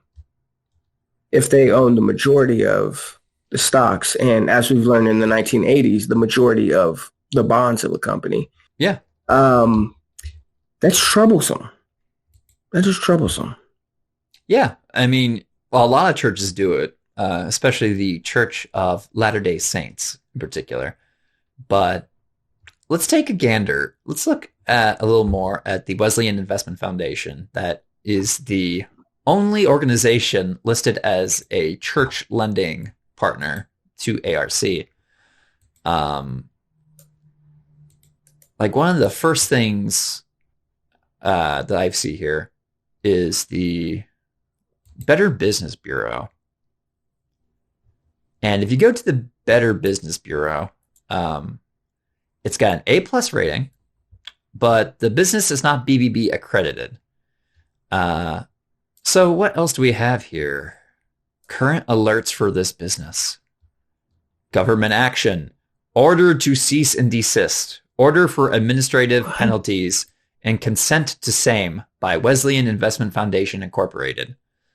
There's some backstory too. So on September 18th. What is this? Yeah. On the Better Business Bureau for Wesleyan Investment Foundation. Yeah. Yeah. On September 18, 2018, the Wesleyan Investment Foundation Inc., an Indiana corporation, entered into a order to cease and desist, order for administrative penalties, and consent to same with the Arizona Corporation Commission. The order settles allegations that Wesleyan Investment Foundation Incorporated violated ARS Statute 4411841 by offering or selling securities that were neither registered nor exempt from registration in Arizona. Additionally, Wesleyan Investment Foundation Incorporated violated ARS 441842 by offering or selling securities while neither registered as dealers or salesmen nor exempt from registration. Under terms of the order, Wesleyan Investment Foundation and any of its agents, employees, successors, and assigns permanently cease and desist from violating the Arizona Securities Act. It looks. I think I know what's going on. I'm at their about page for Wesleyan Investment Foundation's about WIF. Yeah. So they're a nonprofit corporation. So that means that they can't publicly trade their company. Okay. So yeah, let me go back here. So they can't publicly. So they can't basically offer stocks of their company or shares of their company to the public and bonds of their company. Well, I wonder if bonds works differently too. And so if you go down here on that page to our investments, the first paragraph says, we currently have more than 9,000 investors who have come to trust WIF as their faith-based investment organization. In our 74 years of operation, WIF has never missed an interest payment and has honored every investor's request for a withdrawal. So what that tells me is that this company is an investment bank. So it's nonprofit. So that means that what they're doing is they're taking the people who give them money, and they're taking that money and investing it for those people into securities. Right. And loans count as securities, right? I don't know. Well, let's find out. I'm not sure. Yeah. I'd imagine they do. Yeah. So it says they've never missed an interest payment. So, and they've honored every investor's request for a withdrawal. So that tells me that they, so people or churches, entire churches, come to them and give them money to invest, and the people at WIF invest their clients' money. Mm-hmm. And pay their clients interest payments or dividends, if I'm not mistaken there, for that money that the clients invested. Yeah. I'm reading it up. I don't think loans technically, I don't think they actually count as securities for some reason. Mostly in courts, it looks like, which is very confusing. But do investments count? Well, an investment is a security. I mean, investments being stocks, bonds, funds, etc. Okay, that makes sense then.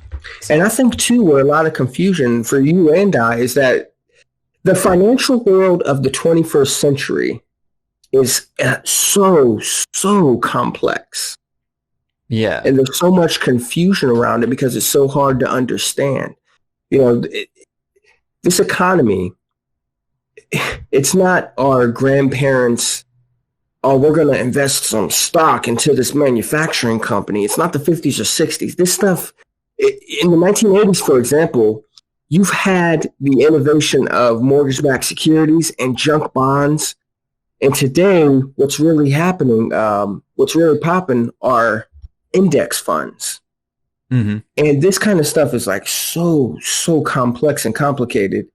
It's hard for us average everyday people to understand. Yeah. And I think it's deliberately like that. Oh, absolutely. Yeah. Yeah. It's literally making money out of, it's legalized gambling. Yeah. But that's an entire another episode. I think this is pretty much, I think all these financial partners and including the WIF, I think these are pretty much just some of the many resources that if you're a church planter that you can go to that ARC provides.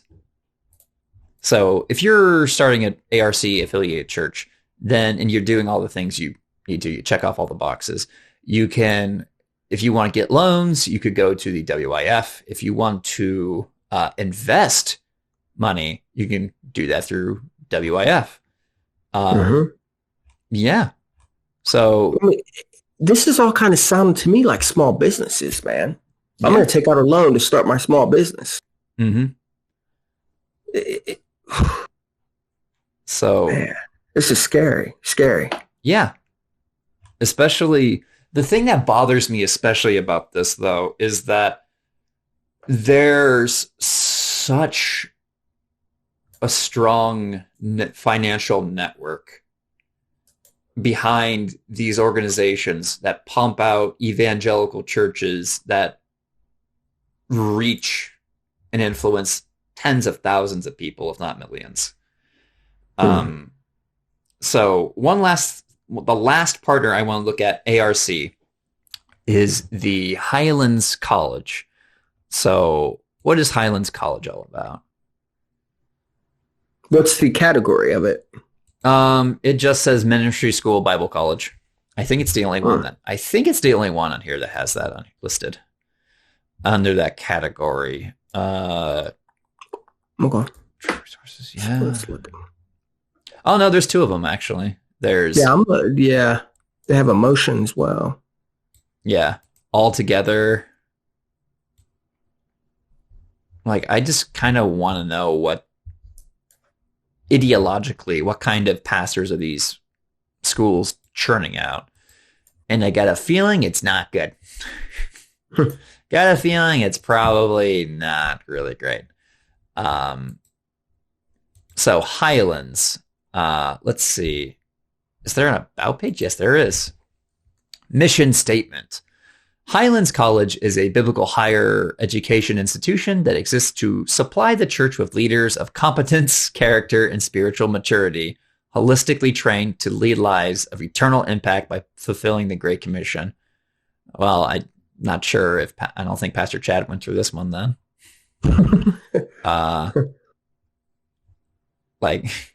Okay, so it's a Bible college. Let's look at some of their programs. There's the traditional program and the evening program. Let's go through traditional. That seems to be, come on, let me see some degrees. There's academics and then there's ministry training. Jeez. Program options. Highlands College Associate Degree, which is earn an Associate of Arts in Ministry Leadership. Complete 64 hours taught by qualified instructors.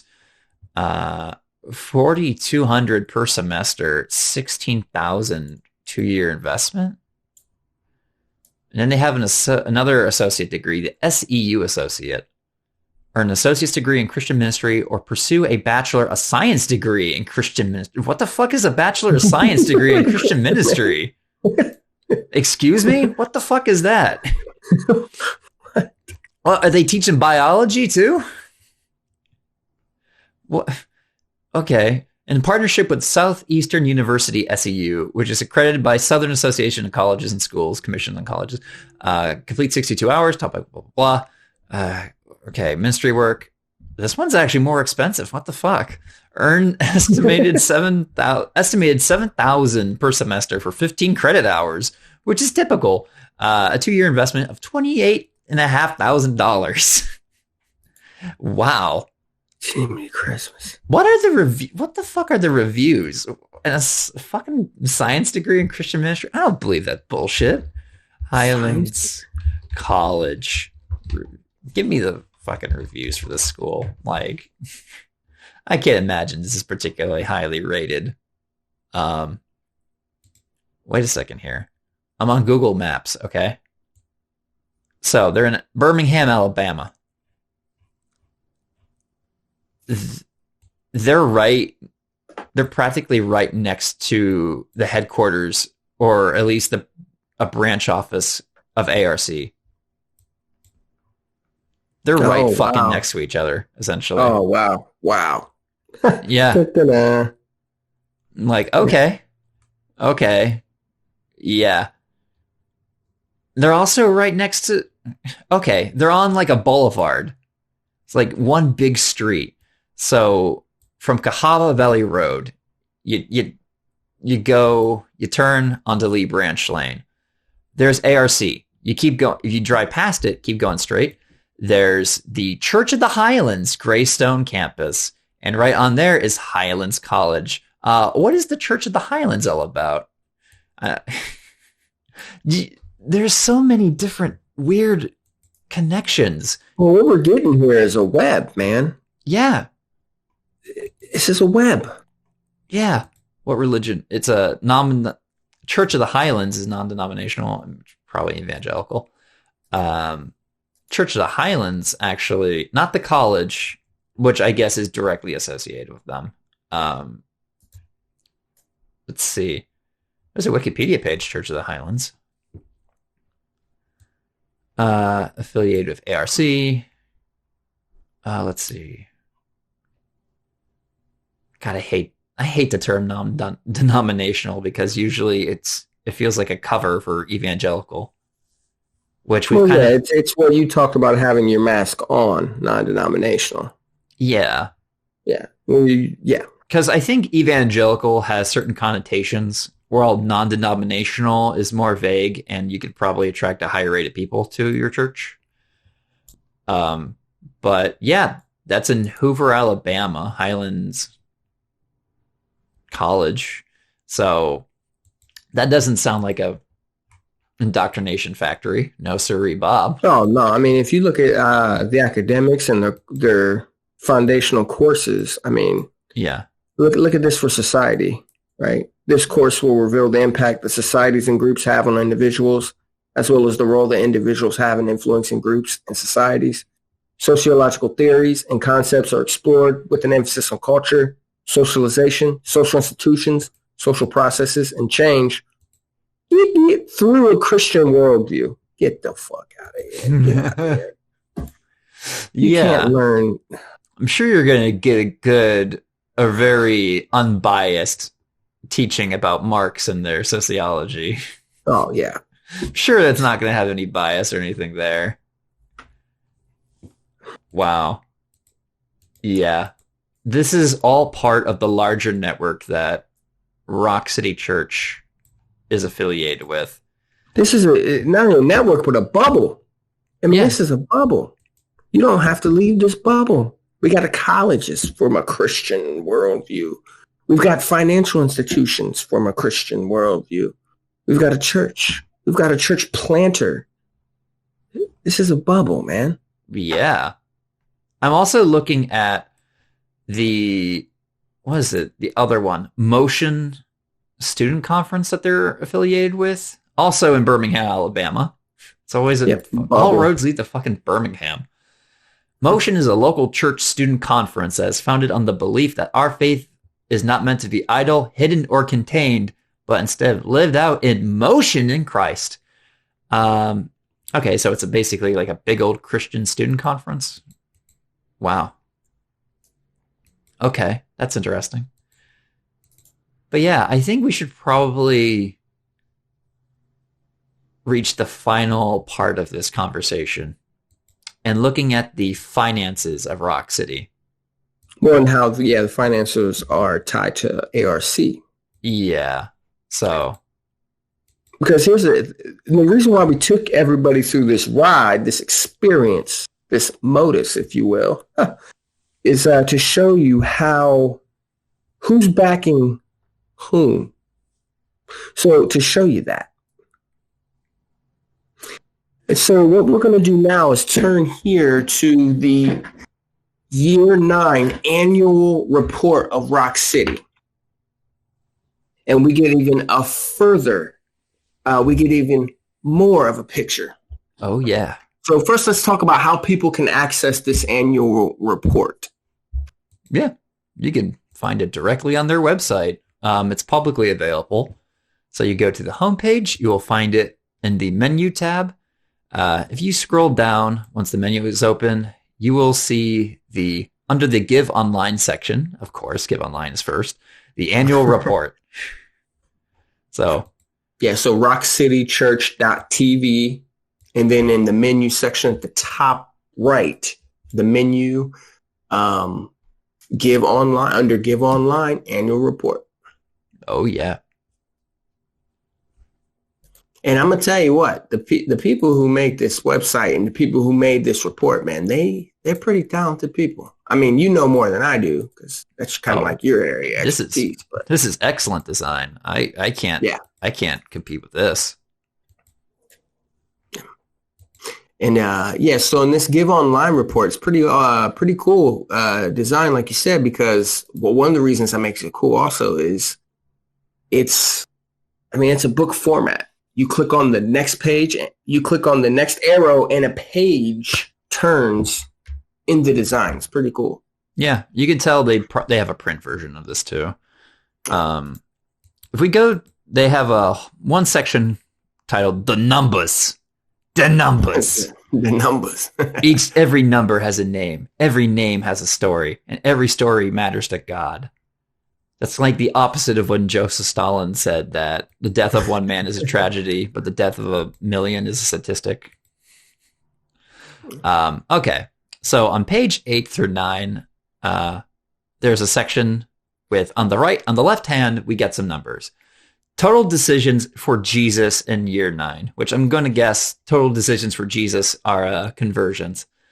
So for year 9 alone, we're looking at 9,000 people that made the decision to follow Christ. Since they launched a decade ago, that number total is 23,389 people. So around 23,000 folks have accepted Jesus through this church. It's quite some influence. Go to the next page, 10 through 11. There's a attendance section. The average weekly in-person attendance. And we're only covering this really just to give you a good idea of how big the audience is in this church. You know what? We need to have like that church music playing in the background. You know, that emotional. Dun, dun, dun. I should add that post in the edit. I think I'll add it into the edit after this. The piano. Boom, boom. Ladies and gentlemen, we have average weekly in-person attendance from January to February, 5,658. Yeah, it's a lot. In 2020, January through February, their attendance, it looks like most of it is from virtual because of the pandemic, of course. Through that month, it was like 5,600 people. Yeah, 5,600 people in 1 month attended virtually. Or was this? No, that's in person. 5,600 people attended in person January through February 2020. Okay. The virtual audience is way bigger, of course. So the 2020 virtual audience, the average weekly virtual attendance rate, 22,000 people. Yeah. Just in 2020. The total virtual attendance they had, I think, period, is like 527,000 people. So hundreds of thousands of people total since 2011 anyway have attended virtually. But the average weekly virtual attendance is 22,000 in 2020. That's a lot of influence. That's a lot of people. That's a lot of eyeballs. That's a lot of eager beavers. Yeah, I guess they're called influencers. Yeah. And skip ahead. There's a volunteer section, which kind of tells you, I guess this is, giving you an impression of their influence, their reach, the scale. They're volunteers. People serving on the volunteer teams, around 2,259. Small groups, people participating in small groups, 3,220. Growth track. People who participated in their growth track programs, whatever the hell that is. It's 5,800 total in-person attendance for RC Rock City kids. I don't know if that's a volunteer thing. I'm sure it's a volunteer thing.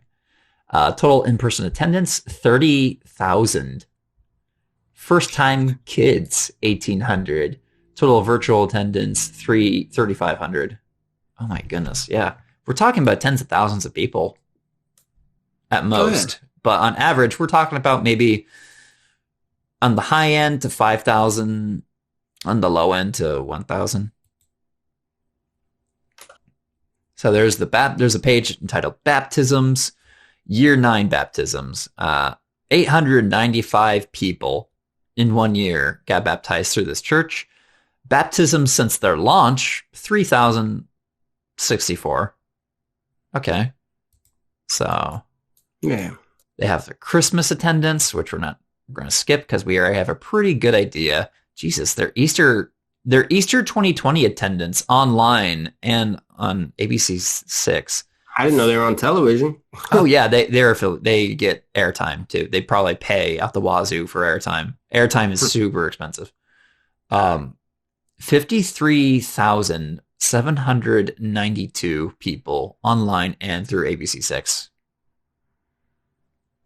attended their Easter 2020. They do a lot of work in prisons because when you're in prison, what else do you have to do? The prison. Oh, dude, and Pastor Chad's always saying, "Hey, everybody." He's always saying like, "Hey, what's up to everybody in whatever correctional facility?" Shout out to everyone in the correctional facilities. There's a picture of him baptizing some dudes in a jail yard. Jail yard, yeah. Yeah, they absolutely love doing the whole prison evangelical stuff. Dude, Christians love prisoners, man. Oh God, yeah. It's not That's all evangelical Christians, dude. Prisoners, they love prisoners. Yeah, they're at their mercy. Shit. Prison locations, in-person Ohio prison locations, just like 3 of them. Virtual prison locations, 26. Average weekly attendance, 275. Prisoners who have access to Rock City worship experiences, over 500,000. Now, these are like comparing their pre-COVID and their post-COVID numbers. Their post-COVID numbers are fucking massive in terms of their growth. Absolutely insane. But now, yeah, and the rest of this is usually like charity stuff, just events. Stuff they've done in the community, which is pretty cool stuff. Not too fond of the ministry shit. I think you can help people out without pushing Jesus down their throats. Yeah, but at least people are getting some help, you know? Yeah, I'm not going to shit on that. That's good. I have a lot of beasts of missionary work. I think it's colonial shit, but... Oh, yeah. But what we're really looking for is the finances, the money. Yeah, show me the money. Yeah. So starting on page 45 here, there is a section titled ARC, Association of Related Churches. The Association of Related Churches, ARC, works with church planners and leaders to provide support, guidance, and resources to launch and grow life-giving churches. As one of the original supporters of Rock City Church, we are committed to, quote, paying it forward, unquote, by helping ARC fund new church plants around the world. So, getting some money here. Break down those numbers. I got my calculator out. All right. This is interesting stuff right here. Okay. All right. $156,800 given to ARC by Rock City Church in year 9 to plant new life-giving churches. So that's just for year 9. The total amount that they've given since their establishment to ARC by Rock City Church is $782,222. So let's pause right there. I don't like that word given, because given implies, hey, I gave this of my free will. What's the contract here? Don't know. ARC's not going to give anybody money with no strings attached. I'd imagine not. Yeah. Yeah. So there has to be something that can be legally enforced. Yeah, like but a contract. it's There all has to be vague. something. It's all just Yeah. fucking vague. And ARC at a glance, it's on the same section here. ARC churches planted to date, 874. I think that's globally. So that's, imagine if this number was a representative sample of the money that is going back to ARC. Well, yeah, let's calculate that though real quick here. Yeah. So $156,000 and $156,800. Yeah, for a year. For 1 year. Let's times that by the number of ARC churches planted to date. So I'm going to times $156,800 times 874. And what I have is $137 million. That's in it. I'm assuming that all those 874 churches are giving, on average, $156,800. Yeah, and we're not saying this is representative by any means. We don't know that, but yeah, we don't know that. And so that's $137 million. Mm-hmm. So that I'm assuming the ARC has gotten in a year. Yeah. 156 is, that's what Rock City gave in year 9 to ARC to plant new life-giving churches. So, yeah, if that rate continues, it's exponential. The money and the growth is exponential. I mean, this is sounding like this is sounding like this is a corporation. I'm telling you. Yeah. So I'm going further into the annual report here. Friends of the house. We got some guests here. Some of them are big in the Christian evangelical world. Like Tim Tebow, looking jacked here. Oh yeah, this massive thing of human meat. He's made 1 or 2 appearances at Rock City Church. Yeah. He's dressed so immodestly too. He's got that collar popped open. He's got a shirt buttoned. Like, who are you? You're going to cause very faithful women to you're luring them into sin. Fucking cover up. Guys like Sam Collar, Elite Dominic, Kyle. I don't know if these names are supposed to mean anything to anybody.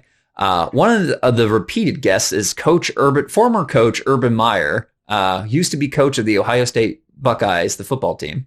Now, I think the Jacksonville Jaguars. Yeah. The NFL.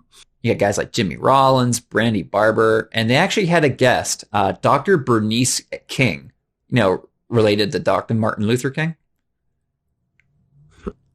I don't know if that's like a daughter or granddaughter. Dr. Bernice King. I need to look this one up. I don't know how she's related to Dr. Martin Luther King. Well, why you do that? I can't imagine these people would do this for pro bono, free. For free. Yeah. Yeah. I'd imagine they're at least making at least 5 figures, at least $10,000 or above dollars. I can't imagine Tim Tebow would just I'll totally come and talk for nothing. Oh, dude, I used to love Tim Tebow when I was a Christian. Yeah. But yeah, Dr. Bernice King is the youngest child of Martin Luther King and Coretta Scott King. So, yeah, this is a church that brings in some big names here, big old names. And there's the outreach section, which covers, their presence on social media. Yeah. Rock City Church has been recognized as one of the fastest growing churches in America for the 8th consecutive year and one of the largest churches in America for the 2nd consecutive year by Outreach Magazine. Fastest growing churches in America, ranked 17th and 23rd. I don't actually really need to read these. These are not really too relevant, to be honest with you. But social media, they actually have some numbers here. Almost 4 million website views, 15,000 Facebook followers, not a whole lot.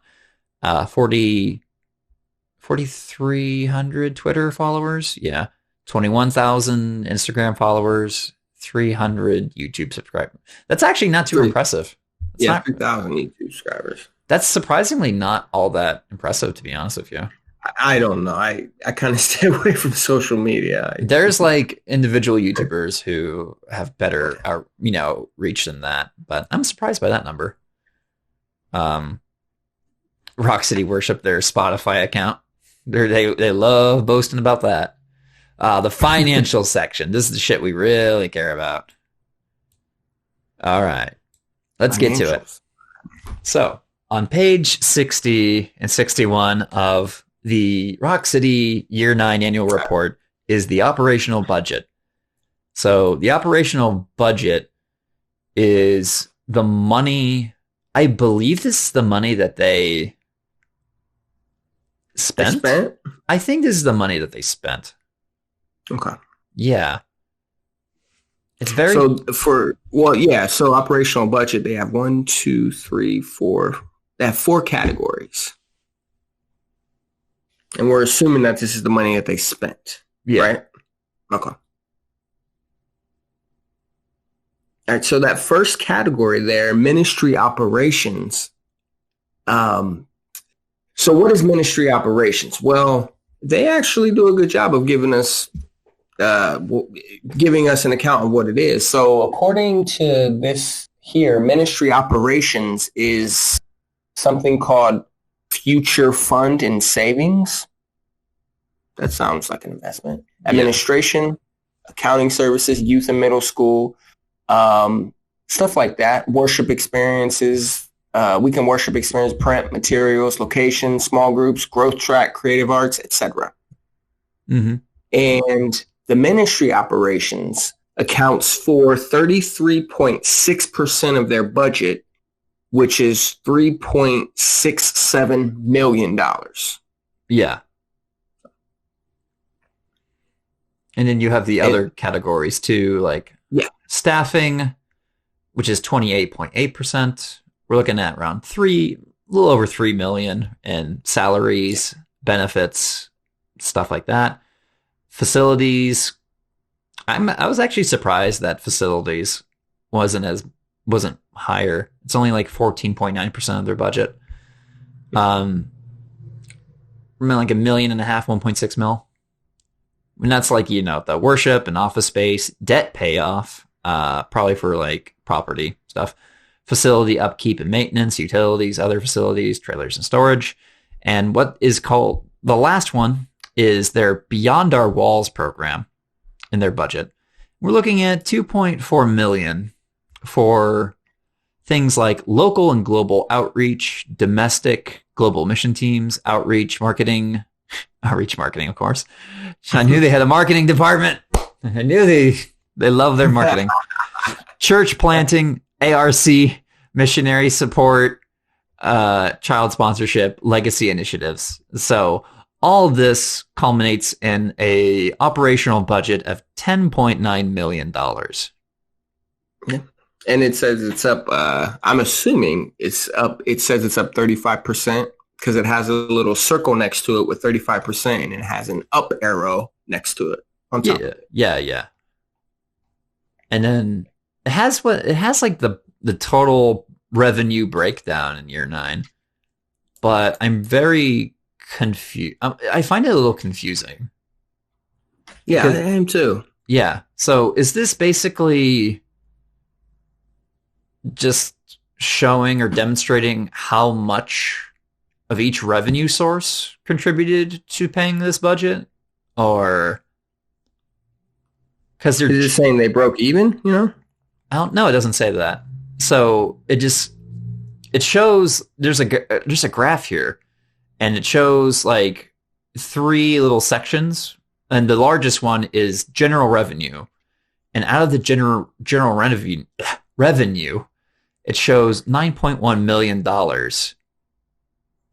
Did that 9.1 go into covering the budget? And it's followed by legacy, which is 1.4 million, and a COVID response, This is the smallest, and it's like 295,000. So it's I'm not totally sure what this really means. Well, revenue is your business's income before expenses. Yeah. So I'm interested in the profit because the profit is going to be the income that remains after all your expenses are counted for. Yeah. But so yeah. This only really tells you how much of each of these sections, like the legacy fund and the general revenue stuff, actually went into the budget. I don't think it actually tells you how much they brought in, like if they turned up profit or anything like that. Yeah, like your income. Yeah. And because they're a 501c3, they don't have to do that. And it doesn't really, that's it. That's all they have for finances. So, very interesting. How much money they actually brought in for year 9 is pretty not clear.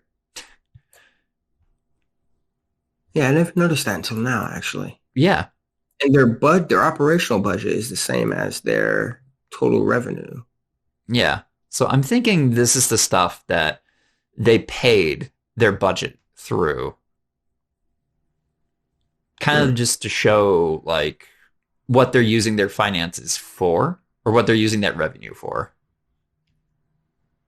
But I'm more interested in the scale of it all. Like how big it is? Yeah, 9.1 million in general revenue?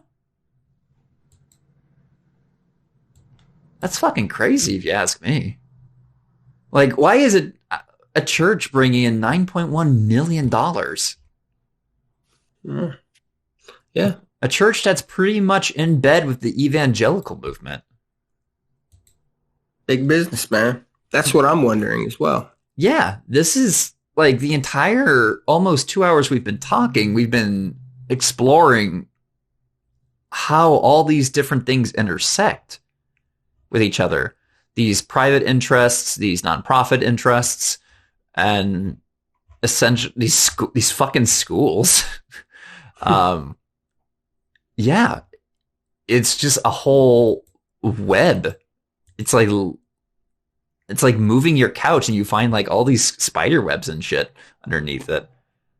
But I guess if we're going what I find especially confusing is that their revenue matches their budget, because the revenue is the income generated from their business operations. Yeah, it's really unclear of how much they actually have. That, and I find that bothering me. Yeah, it annoys me. And your budget would be what you spent. Yeah. So how are they this? That means they broke even, right? I mean, what? I don't think they're breaking even though. There's no way. Yeah. There's no way that they're just breaking even, because they're giving money to ARC, remember? Well, that's part of their budget. Oh yeah, that's right. Yeah. So I don't think it's possible for them to be breaking even because they're expanding into other areas so fucking rapidly. Well, the thing about it is they're not saying what profit they made. Yeah, it doesn't. The annual report doesn't list if a profit was made by the church. You know, it's just completely unknown. Yeah. So unknown. Yeah. I mean, it could be that they're breaking even or something, but given that this church has been around for like 10 years and they've expanded so rapidly, their main facility in Hilliard, Ohio is fucking massive though. It ain't modest. You can't miss it when you're there. Yeah, I've never been. You want to describe it? It kind of feels like it's out there, if that makes sense. In the middle of nowhere? I don't really... It kind of feels like it, you know? But it's not really... It's got a lot of space. It takes up a lot of land. Yeah, it's just really, really... It's pretty big. I was going to say it's pretty fucking big. It's a very expensive setup they have too.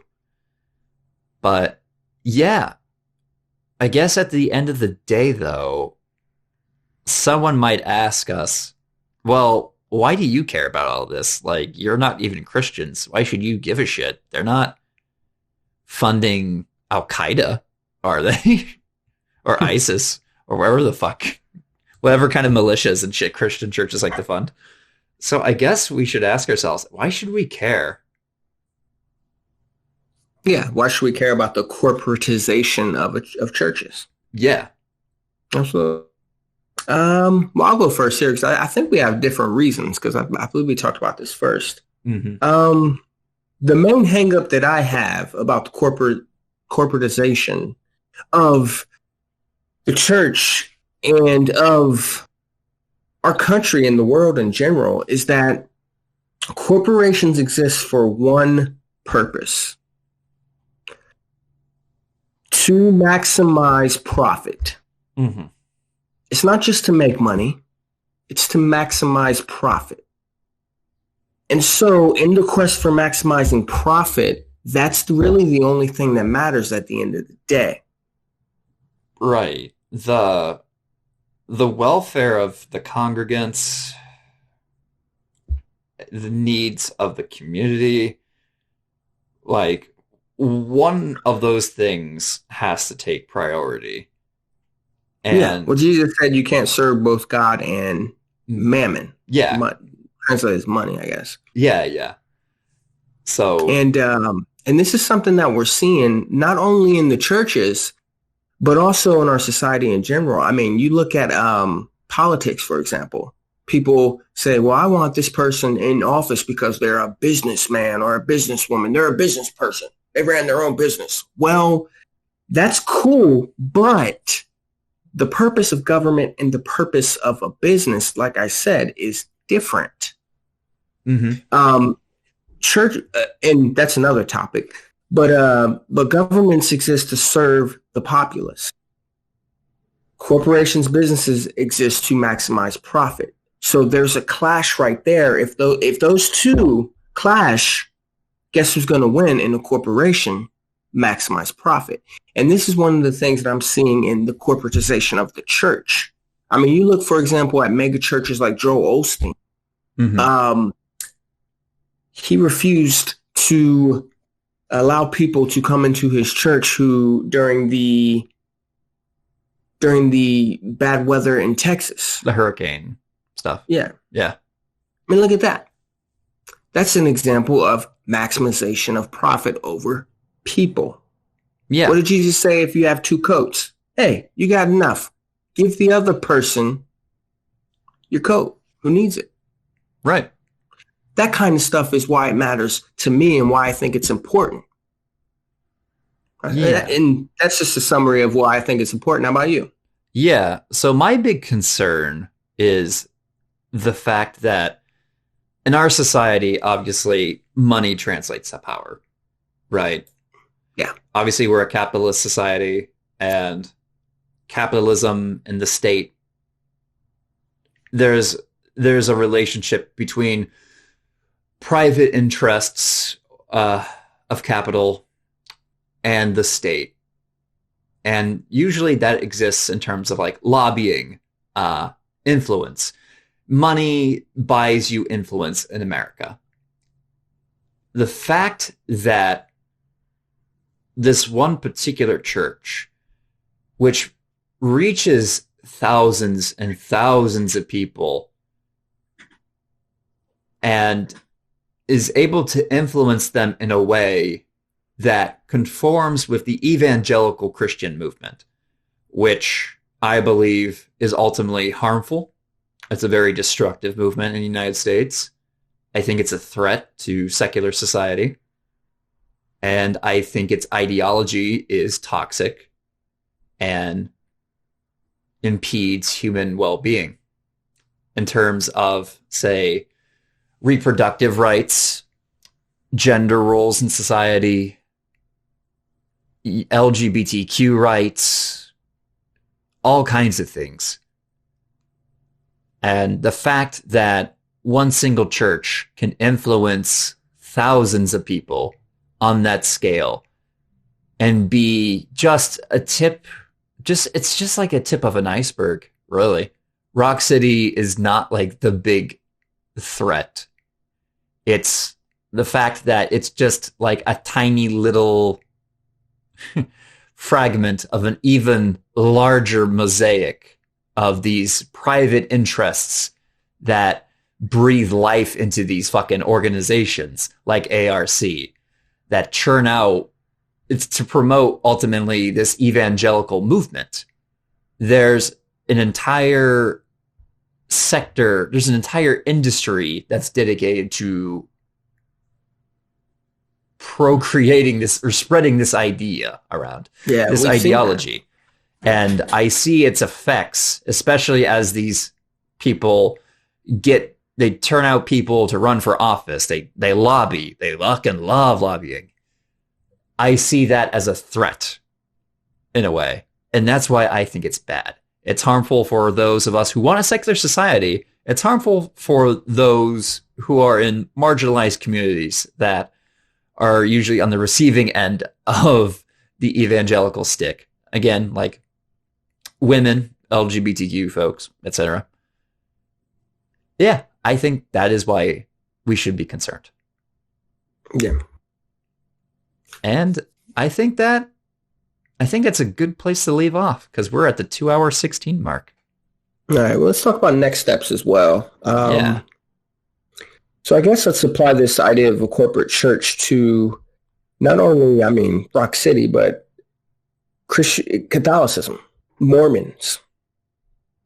And you'll see that, their wealth compares to Amazon, Apple, mm-hmm. stuff like that. And I think we should research and discuss that further. Yeah, I think that's a good place to stop. So Thank you for tuning in, everyone. It's been great going on this really wild ride with you all. Yes. And thank you too. Yeah. Appreciate it. We'll catch you next time. Bye. All right. Bye.